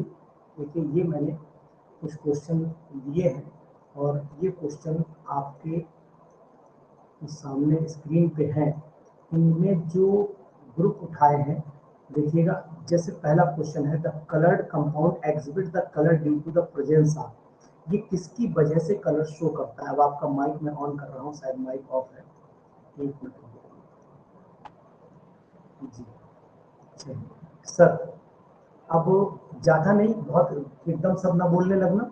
सबसे पहले एक लोग कोई से बताइए कि ये जो है पहला वाला क्वेश्चन जो आपको दिख रहा है, इसका आंसर सर क्या होना चाहिए। Chromophore sir.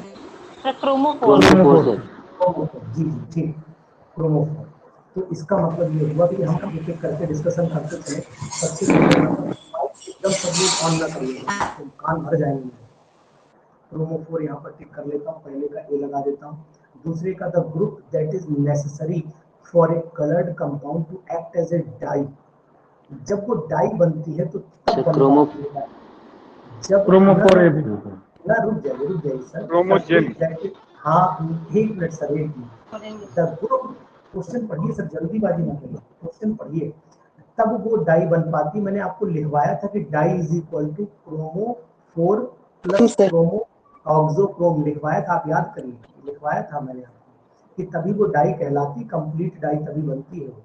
तो क्योंकि डीपनेस किसी से किससे आती है, डीपनेस आपके सामने आती है ऑक्सोक्रोम। एक्सोक्रोम। हाँ, तो इसका मतलब है कि बेस्ट यहाँ पर जो आंसर लग करके आएगा वो सर एक्सोक्रोम ही आएगा। ये बात आपको ध्यान रखनी पड़ेगी, है ना। द ग्रुप पूछा जा रहा है, द ग्रुप क्वेश्चन की फीडिंग को समझने की कोशिश करिएगा, कहना क्या चाह रहा है। उसके बाद क्वेश्चन नंबर 3 पे आइए sir. A group that cause the deepening of the colour, लो ये तो फिर मजा ही आ गया। अब यहाँ पर मैंने आपको बोला भी था कि यहाँ पर ऐसा एक कंपाउंड है सर डी है सर। हाँ, जो बैथोक्रोमिक जो ग्रुप होते हैं वो कलर को डीपन को बढ़ा, मतलब डीपनेस को इंक्रीज करते हैं। वेरी गुड धर्मेंद्र भाई। इसके बाद फॉर द, बलप्रीत मैडम कुछ बोलिए, प्रभाकर सर, बाकी सब लोग एक एक करके बस बोलिए, बाकी हमें कोई ऐतराज नहीं है, एकदम सब लोग माइक में खोल लेना। For a coloured compound to act as a dye is must contain, किसी भी sir coloured C sir. C है सर। सी। सी ऑप्शन है, both sir both C. Chromophore और ऑक्सो होना चाहिए, ठीक है, very good. Which of the अरे following is फिफ्थ का A naturally sir. occurring dye? Naturally occurring dye. Fifth का A sir. Indigo dye. Indigo. Sir. Indigo sir. सबसे सबसे सबसे पहला लाइन मैंने यही लिखा था, मुझे याद है, यही लिखा ही था सबसे पहले। इंक्रीज्ड कॉन्जुगेशन, ये भी बात भी मैंने बताई। किसी के माइक में सरसराहट है, प्लीज ऑफ कर लिया करें तुरंत, क्योंकि मेरे कान में लीडें घुसी रहती है तो दिक्कत रहती है। सर ठीक इंक्रीज है कलर है। इंक्रीज्ड कॉन्जुगेशन इन क्रोमोफोर, क्या कर देता है increase conjugation chromophore? Sir B है सर, बी बी है। Sir. Deepen B. Deepen the colour. Deepen the colour, sir deepen the colour, very good. इसके बाद the correct decreasing order of the effectiveness of the auxochrome, देखिए ये मैंने लिखवाया था, आपको ध्यान होगा, सर ए है मैंने सर। लिखवाया, ए है ऑर्डर सर आपको इसका। लिखवाया, ए है सर। ऑर्डर आपको लिखवाया था, ठीक है, ध्यान रखिएगा। इसके बाद चले आइए, the dyes which develop on the fibre in situ by the reaction in solution are, the dyes which develop, इसका पलट जाता है, अभी मैंने बोला भी था कि पलट जाता है, एक ऐसी डाई है जो कलर को बैक कर देती है। आप भी सर पढ़ाइए, डिस्पर्स। पहले पढ़ाइए। डिस्पर्स होगी सर। डेवलप्ड या इनग्रेन डाई सर पढ़ाई सी थी, सर। मैंने बोला था इनग्रेन पलट डाई। जाता। इनग्रेन या डेवलपमेंट में मैंने सर ये वर्ड बोला था, इसलिए आप कंफ्यूज किए, क्योंकि डी से ये भी शुरू हुआ था और डी से वो भी शुरू हुआ। डेवलप्ड या इनग्रेन डाई में था सर, आप ध्यान दीजिए गोपाल भैया। Which one of the following is a vat dye, vat dye कौन सी है? Indigo. Indigo. Indigo is a vat dye. Indigo. Alizarin तो अभी मैंने पूछा था थोड़ी देर पहले, कौन सी डाई, मॉडर्न, आपने नोटिस किया होगा। मॉडर्न डाई। इसके बाद है, इसके बाद आ जाइए क्वेश्चन नंबर 10 पे। Mordant is a substance which is,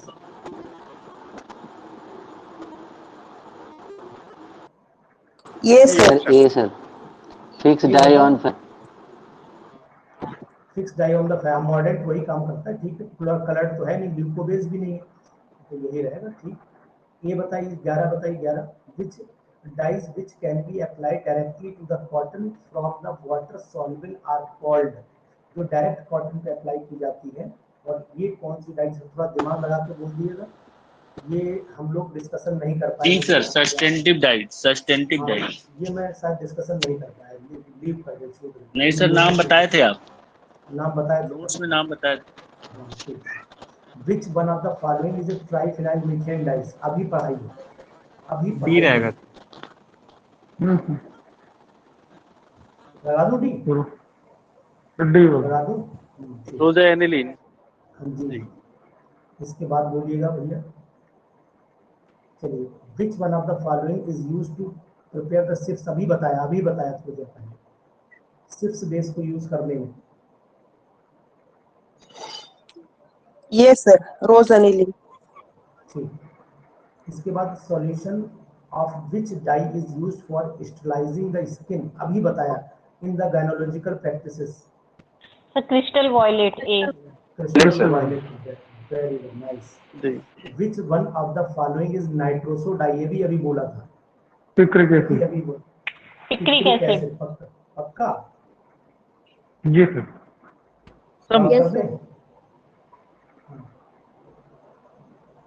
sir nitroso पूछ रहा है, पिक्रिक एसिड में नहीं आएगा सर। इसमें मार्टियस येलो तो होगा sir. C sir Martius yellow. Martius yellow में आपने सर लेकिन दोनों ही हैं सर, मार्टियस येलो और पिक्रिक एसिड दोनों ही इसमें आएंगे सर। तो यानी कि अगर मैं नाइट्रोसो डाई की बात करता हूँ तो नाइट्रोसो और नाइट्रो डाई दो है, पिक्रिक एसिड तो नाइट्रो डाई में चली जाएगी, नाइट्रो के अंतर्गत पिक्रिक है। तो मैं बोल रहा हूँ मार्टियस होगा, एसिड नाइट्रो डाई में चली जाएगी, हाँ नाइट्रो डाई में चली जाएगी। और मार्टियस वाली जो है, रुक जाइए सर, आप पूरी बात बोल लेने दीजिए मुझे। जो ये वाली डाई है मार्टियस वाली, ये भी आपकी नाइट्रो में चली जाती है, आपने देखा होगा, इसको भी मैंने NO2 ही बनाया हुआ है। आप याद करिए, नेफ्थॉल वाली मैंने बनाई थी, उसमें NO ग्रुप बनाया था, याद करो आप। नेफ्थॉल ग्रीन जब बनाया था तो उसमें मैंने NO बनाया था। बताओ तो मैं आपको अभी स्लाइड दिखाता हूँ, ये नाइट्रोसो में जाएगी, ये नाइट्रोसो में जाएगी, ये दोनों नाइट्रोसो में, ये नाइट्रो है, ये नाइट्रो है, ये नाइट्रो है, और ये भी नाइट्रो है। मार्टियस येलो भी नाइट्रो, ध्यान रखिएगा, नहीं आप सोचे जा रहे आप तो गलत हो गया। नेफ्थॉल ग्रीन जो था, ये मैंने आपको बताया था कि OH लगा दीजिए, ऊपर NO लगा दीजिए, याद होगा आपको, मैंने स्ट्रक्चर बताया था इसका भी थोड़ी देर पहले। तो नेफ्थॉल ग्रीन को रखिए।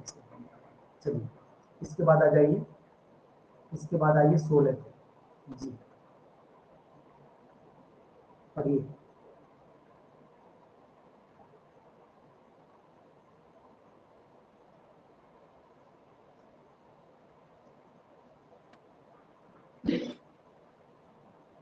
देखिए, इसका डिस्कशन नहीं हुआ, लेकिन मैं आपको बता दे रहा हूँ, कुछ क्वेश्चन से पता लग जाता है। The dye used for the purification and identification of the amines, ऐसी कौन सी डाई है जो एमीन का आइडेंटिफिकेशन में, एल्कोलॉइड के आइडेंटिफिकेशन में और पॉलीन्यूक्लियर हाइड्रोकार्बन्स के आइडेंटिफिकेशन में यूज की जाती है?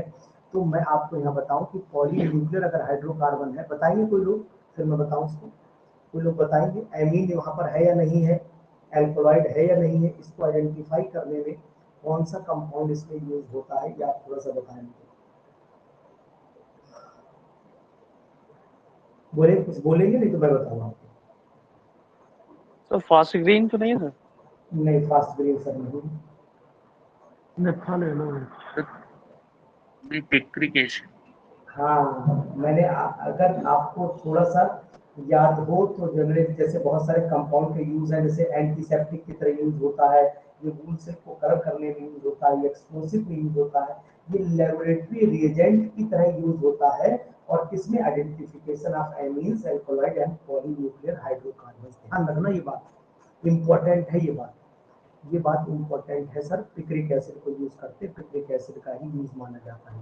17 सब देखिए, which one of the following dye is known as butter yellow dye, butter yellow dye. जी सर। रिसोर्स पक्का सर? 17 वाला बताइए सर। बटर येलो का मैंने अभी आपको थोड़ी देर पहले बताया भी था कि बटर येलो का स्ट्रक्चर भी पॉसिबिलिटी थी। सी होगा, सी। अच्छा, पहले ये बताइए किस कैटेगरी में आता है? पहचान लेंगे आप किस कैटेगरी में आएगा? एजोडाइट। सर ये एजोडाइट में आएगा सी हाँ, ऑप्शन। एजोडाइट। सी ऑप्शन मिल गया, सिंपल सा। तो पहले आप कैटेगरी पकड़िए ना, आप सब मिल जाएगा, घर से दिमाग ज्यादा लगाने की जरूरत ही नहीं है। इसको 18 पे चले आइए। Which one of the following is azo dye used for the colour the drugs. अभी अभी आखिरी में बोला था मैंने, कॉस्मेटिक आखिरी बोला, बिल्कुल आखिरी यही पढ़ाया है मैंने, आखिरी यही पढ़ाया ही है मैंने। Sir AC orange. हाँ ऑरेंज एसिड पढ़ा था ना। ऑरेंज। हाँ अब यहाँ से एसिड हो गया, ऑरेंज। ऑप्शन ये है कि हमारे पास में, मतलब सेकंड भी पढ़ा मैंने, सेकंड में बोला था ये बात। Which one of the following dye is used for the estimation of the protein in the milk and cereals? बताइए।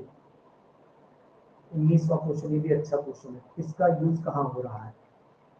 इसमें हम लोग सीरियल्स, अधिकतर प्रोटीन मिल्क में हमेशा ऐसा कंपाउंड यूज करते हैं जिसमें आपने देखा जैसे आयोडीन से जुड़ा हुआ कंपाउंड होता है जो ब्लू ब्लैक कलर, तो इसका मतलब हुआ कि इसमें नेफ्थॉल ब्लू ब्लैक का यूज होगा, वही इसके साथ में कलर चेंज होता है। तो ये आपको ध्यान रखना पड़ेगा। इस क्वेश्चन पर भी इंपॉर्टेंट लगाइए और इस क्वेश्चन पर भी सर इंपॉर्टेंट लगाइए। Which one of the following dye is used in to colour the leather, paper, ink, drugs, cosmetic? बताइएगा 20 वाला। यूसिन।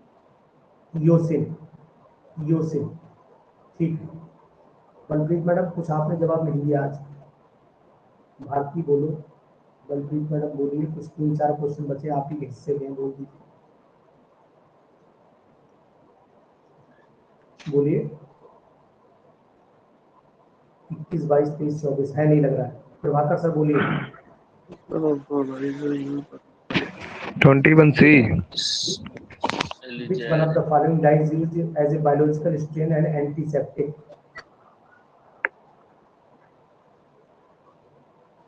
का सी लगाऊं? ठीक। Which one of the following is used as a acid base indicator? अभी sir आपने बताया था। Sir Congo red, sir Congo red. Congo red. ये सर ऑल आएगा सर, नहीं लग ऑल आएगा। सही है। Which one of the following is used as a fluorescent brightening agent? तेज बोलिए sir. Blanco 4। Blanco 4। Which one of the following is a flavin? ये नहीं मैंने बताया सर, तो इसको ध्यान रखना। नहीं ये नहीं होता। क्यूरोसिटिन, हाँ ये नहीं बताया। क्यूरोसिटिन होता है, क्यूरोसिटिन जो कंपाउंड होता है वो फ्लोरोसिटिन जैसा कंपाउंड है, उसी को बोलते हैं क्यूरोसिटिन, वही कंपाउंड यूज होता है। तो ये हमारा फ्लेवेन, फ्लेवोन की तरह यूज होता है। हालांकि हमारा क्वेश्चन आने के चांस बहुत कमी है ना, तो ये चीज़ ध्यान रखना, क्योंकि ये चला जाएगा उसमें आपका ड्रग्स में चला जाएगा, और ड्रग्स में फ्लेवरिंग एजेंट भी होते हैं कुछ केमिकल, वहाँ पर इसको पढ़ना होगा। चलिए ये हुए। एक और मैंने डाउनलोड की सर, माइक ऑफ कर लीजिए, बहुत ज़्यादा डिस्टर्ब हो रहा है, किसी का माइक बहुत ज़्यादा डिस्टर्ब हो रहा है सर, प्लीज़। धर्मेंद्र, हाँ आप ही का है धर्मेंद्र भाई, धर्मेंद्र जी आपका ही माइक है। चलिए ये क्वेश्चंस मैंने कुछ नोट किए थे, चलिए बोलिएगा। क्वेश्चन नंबर 1 बोलिए। सी होगा सर, सी ऑप्शन होगा, बोलते रहिएगा। दूसरा देखिए। Acid dye sir. पक्का sir? Sir modern dye sir. तो इसका मतलब हुआ कि सबसे पहले वाले का हो गया, टिक कर दो। पहले वाले का हो गया आपका सी, खत्म। दूसरे वाले का बोले sir modern dye sir. Which one most suitable dye for the synthetic fibres? Synthetic fibre के लिए एसिड डाई यूज की जाती है, मॉडरेट नहीं सजेस्ट करते हैं, ठीक है। इसके बाद एजो डाई, एजो बताइएगा। इसमें आएगा सर बी। मॉडर्न डाई है सर। इसमें मॉडर्न पक्का? Fixing on the fabric. मुझे लग रहा है कि डेवलप डाई है सर, डेवलप डाई। डेवलप में जाएगा, इनग्रेन। इनग्रेन डाई या डेवलप डाई में जाएगा। फैब्रिक वहां पर बोला भी था मैंने, वर्ड में सुनना वीडियो, मैंने फैब्रिक को बोला था। रेड इंक इज प्रिपेयर्ड, ये क्वेश्चन अच्छा है। C sir, Congo red. Congo red. Dharmendra भाई एक बार माइक ऑफ करिए। हाँ, ये आप ही का माइक है जो थोड़ा सा डिस्टर्ब कर रहा है, ये इसे थोड़ा सा आप सर नया लेकर के आए। खैर नया तो हो जाता है कभी कभी, उसकी सेटिंग सेट नहीं बैठ रही, इसलिए आवाज बहुत कर रहा है। Red ink is prepared from, red ink किससे Congo प्रिपेयर red. होती? Congo red. Congo red. Nice guruji nice, बहुत सुंदर, मजा आ गया। इसके बाद देखिए क्वेश्चन ढूंढना पड़ेंगे आपको। The blue print process involves the use, कौन सा इसमें यूज होता है blue print? Indigo dye. Indigo. Indigo dye sir. पक्का? नहीं सर, नहीं। सर वेट भी तो आता है सर इसमें. Wait bad die. डाई भी आता है, बैड डाई भी आता है, लेकिन सर वो पूछ रहा है the blue print process involve the use of, mainly इसमें इस डाई में कौन सा कंपाउंड यूज होता है, वो बता रहा है कि आयरन का कंपाउंड इसमें यूज किया जाता है। मतलब इन डाइस से जुड़ना है, लेकिन परफेक्ट आंसर ये दोनों तो है ही, लेकिन इसके साथ परफेक्ट आयरन नहीं दिया होता तो ये दो ए और बी लगाते सर, लेकिन मतलब बोथ दिया होता, लेकिन यहाँ आयरन दे दिया तो आयरन कंपोनेंट इसके मेन माना जाता है सर इस ब्लू प्रिंट को सर बनाने के लिए। जी जी सर जैसे आयरन क्रोमियम 3 मेटल बताए थे, तो ये हाँ मॉडर्न में आते हैं ये तो. हाँ, मॉडर्न तो कलर डाई की का जो नाम नहीं दिया लेयर है। चढ़ाते हैं. हाँ हाँ, तो लेकिन जी सर जी वो जी. डाई दी नहीं है ना, डाई नहीं दी है वो चीज, आप समझ हाँ रहे हैं? सर. अगर मॉडर्न डाई दी होती तो फिर हम एग्जाम्पल लिखते, लेकिन वो तो दिए ही नहीं उन्होंने, वो तो एग्जाम्पल सी, इसलिए मजबूरी पड़ रही है कि सी पे ही टिक जाएगा यहाँ पर, यही करेक्ट बनेगा सर, यहाँ ऑप्शन ही यही आएगा। वरना तो ओके. फिर अगर मॉडर्न देते तो फिर मॉडर्न पे टिक करते, फिर आयरन नहीं लग, आयरन दिया नहीं, फिर आयरन दिया नहीं। जी छठा बोलिए सर, छठा बोलिए। Sir A sir, A phenol sir. Azo dyes formed by the interaction of the aromatic diazoxide chloride with phenol, ठीक है सर, फिनॉल. सही है। Alizarin belongs to, modern dye sir, 7th. Modern. Modern dye sir. an insoluble colored compound formed by the action of the metallic salts on the dyes known sir as, modern dye sir.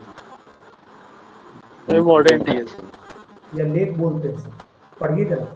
an insoluble colored compound formed by the action of metallic salt on the dye is, dye के ऊपर जो बन रहा है, die के ऊपर बन रहा है, तो आप डिप नहीं कर रहे हैं, डिप तो मॉडर्न में किया जाता है, डिप मॉडर्न में किया जाता है, डाइस के ऊपर बन रहा है। ये पढ़िए सर, एक बार लाइन पढ़िए सर, लेक. जल्दीबाजी।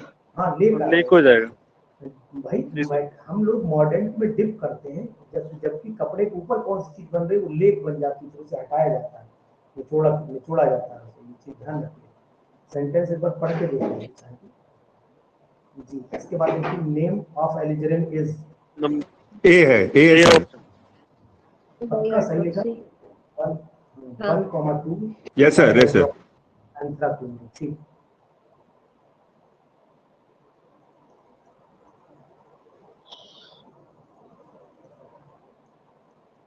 जी, to which class of the dye does phenolphthalein belong? D option sir, aniline dye. ठीक है सर। इस पर 11 वाला देखिए, एलिजरिन अ मॉडर्न dye is not used in, उल्टा कर दिया question, not used in,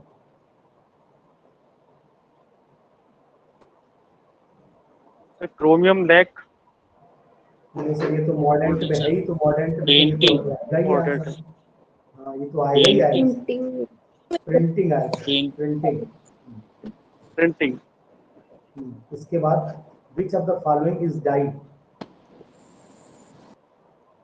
methyl orange dye. तो ऑल ही है सर, सारे ही हैं. चलिए ठीक सर, ये मैंने डिस्कशन किया था, आपको याद होगा, मैंने बोला भी था कि अधिकतर ऐसा क्वेश्चन में दे देते हैं कि यहाँ पर लगने की संभावना बन जाती है। Example of the basic dye, malachite. Malachite. Malachite.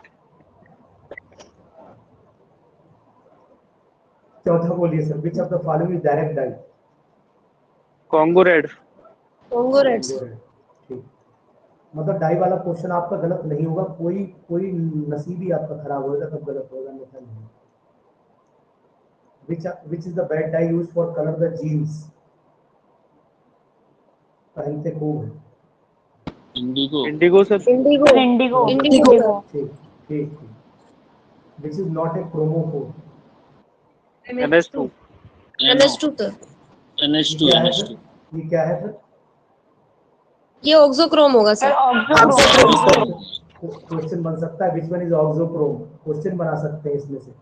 जैसे जी ये विच इज नॉट क्रोमोफोर, तो इसी का दूसरा और भी आप लिख सकते हो विच इज ऑक्सोक्रोम, ऐसे भी लिखा जा सकता है, मतलब इसका और क्वेश्चन यहाँ बन सकता है।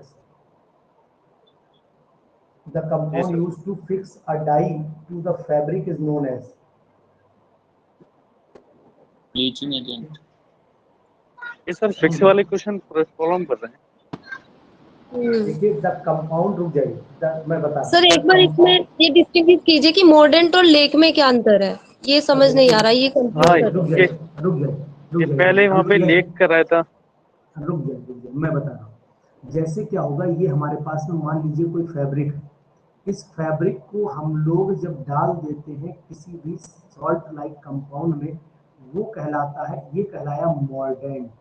अब जब ये इसके ऊपर आ गया तो निकल के कपड़ा जब बाहर आया या कोई फैब्रिक आया, तो इसके ऊपर ये मॉर्डेंट अटैचमेंट में चल रहा है। तो अब इस समय इसके ऊपर जो सिचुएशन तैयार हुई, that is called lake. Lake. तो अब आपको सर ये ध्यान रखना पड़ेगा सभी को कि मॉर्डेंट हमेशा, मॉर्डेंट में कपड़ा सोक किया जाएगा उसे रोकने के लिए, और लेक तब बनेगी जब कपड़े की सरफेस पे या फैब्रिक की सरफेस पे पूरा कंपाउंड मूवमेंट में रहेगा, चलता रहेगा। उसके बाद हम क्या करते हैं, ड्राई करते हैं। अब यहाँ से जैसे ड्राई करेंगे तो इसके अंदर जितना भी सॉल्वेंट होगा वो निकल के बाहर आ जाएगा, और जो चीज अट्रैक्ट मॉर्डेंट जितने कंपाउंड को, जितने डाई को रोकने वाला होगा, उसे हाइड्रोजन बॉन्डिंग के थ्रू अटैच कर देगा। तो मेरे मुंह से जो वर्ड निकल गया, हाइड्रोजन बॉन्डिंग। तो अधिकतर एक क्वेश्चन और भी पूछा जाता है कि कौन सा बॉन्ड इन्वॉल्व होता है कलर को या डाइस को कपड़े पर रोकने के लिए। तो मैं बोले दे रहा हूं दोबारा कि कौन सा कंपाउंड यूज होता है, वो कौन सा बॉन्ड यूज होता है, अधिकतर हाइड्रोजन बॉन्ड ही यूज होता है। तो ये बात ध्यान रखिएगा, मॉर्डेंट और लेक में अंतर आपको द कंपाउंड बोला है इसमें, पढ़िए सर इसको, द कंपाउंड बोला है यहाँ पर। और इससे पहले वाले पे चले जाइए, लेक वाले पे भी एक और क्वेश्चन था, वहां भी पहुंचा देते हैं आपको लेक वाले पर।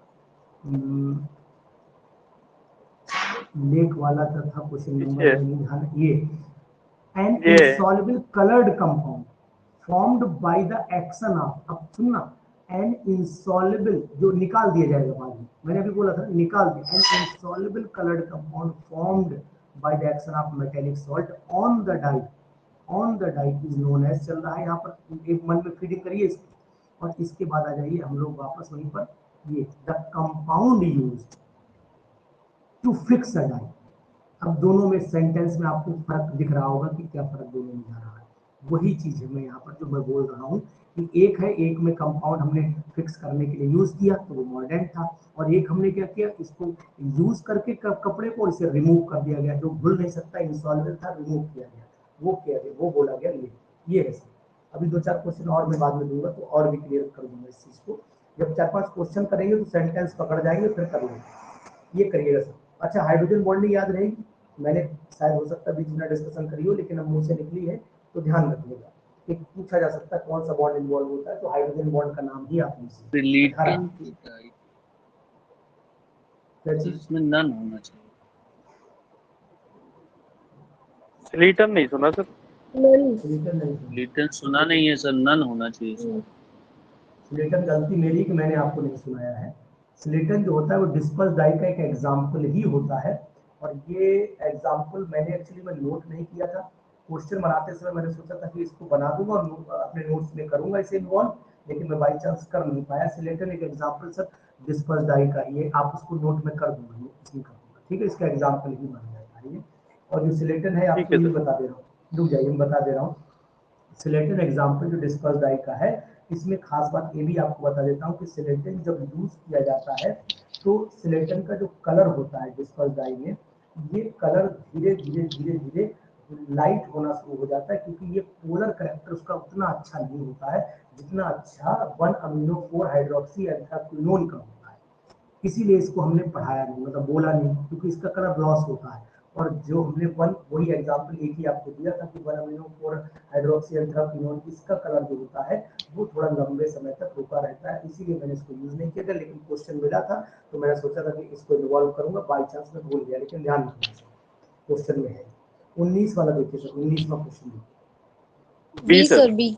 बेंजली हेड डाइमिथाइल डाइमिथाइल, ठीक है। इसके बाद देखिए एनिलीन।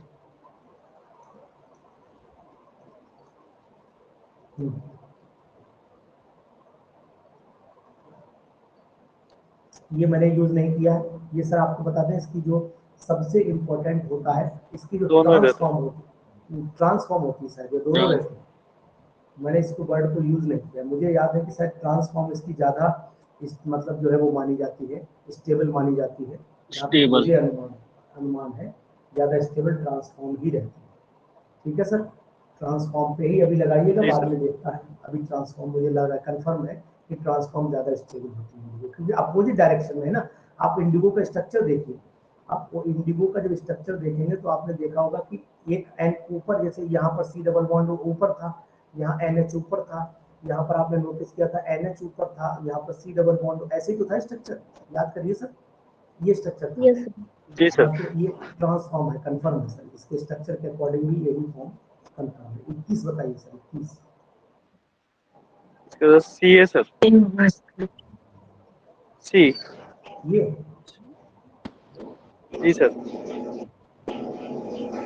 ठीक, क्योंकि यही यहाँ पर वो नहीं है, डबल बॉन्ड आपको नहीं दिख रहा है ना। ऑक्सोक्रोम में चेंज हो गया ना ये। हाँ हाँ हाँ, ये बताइए 22। रॉन्ग स्टेटमेंट ढूंढना है इसमें।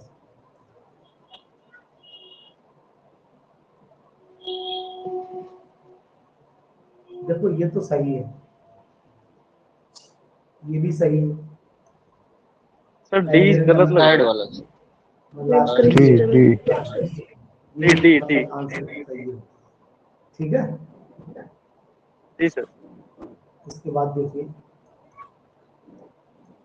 क्वेश्चन नंबर 23 देखिए। मैंने सी सी ऑरेंज वाली सर, ऑरेंज फर्स्ट ही हो गया, ऑरेंज ऑरेंज है। यही पढ़ाई थी अभी। इसके बाद example of anthraquinone is dye is alizarin, alizarin. which one is basic die?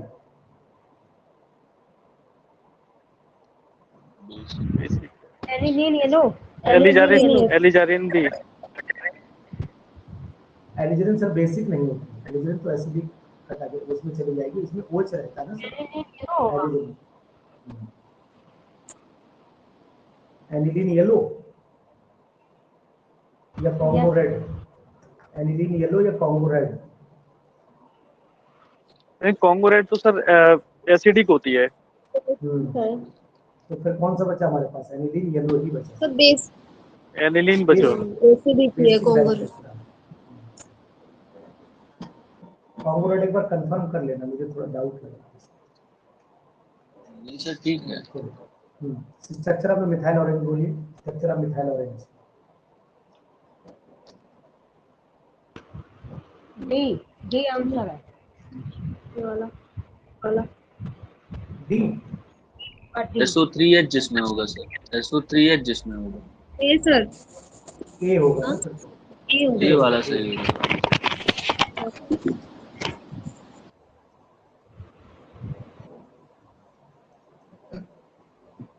Ji. Malachite green is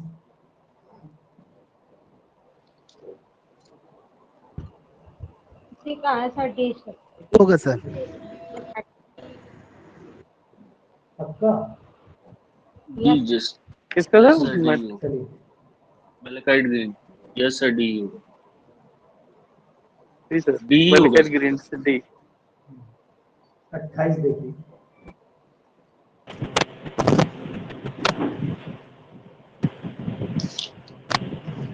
sir rose aniline. जी ठीक। 29 देखिए। एलिजारिन, एलिजारिन।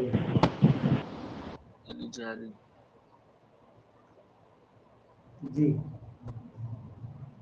ए रहेगा sir. Nicotine. Sir none of these रहेगा सर। यही है सर। नहीं नहीं नहीं सर, ए है, ए है। नहीं, यहाँ एन एन एन रह गया। एन रह गया है, एन रह गया।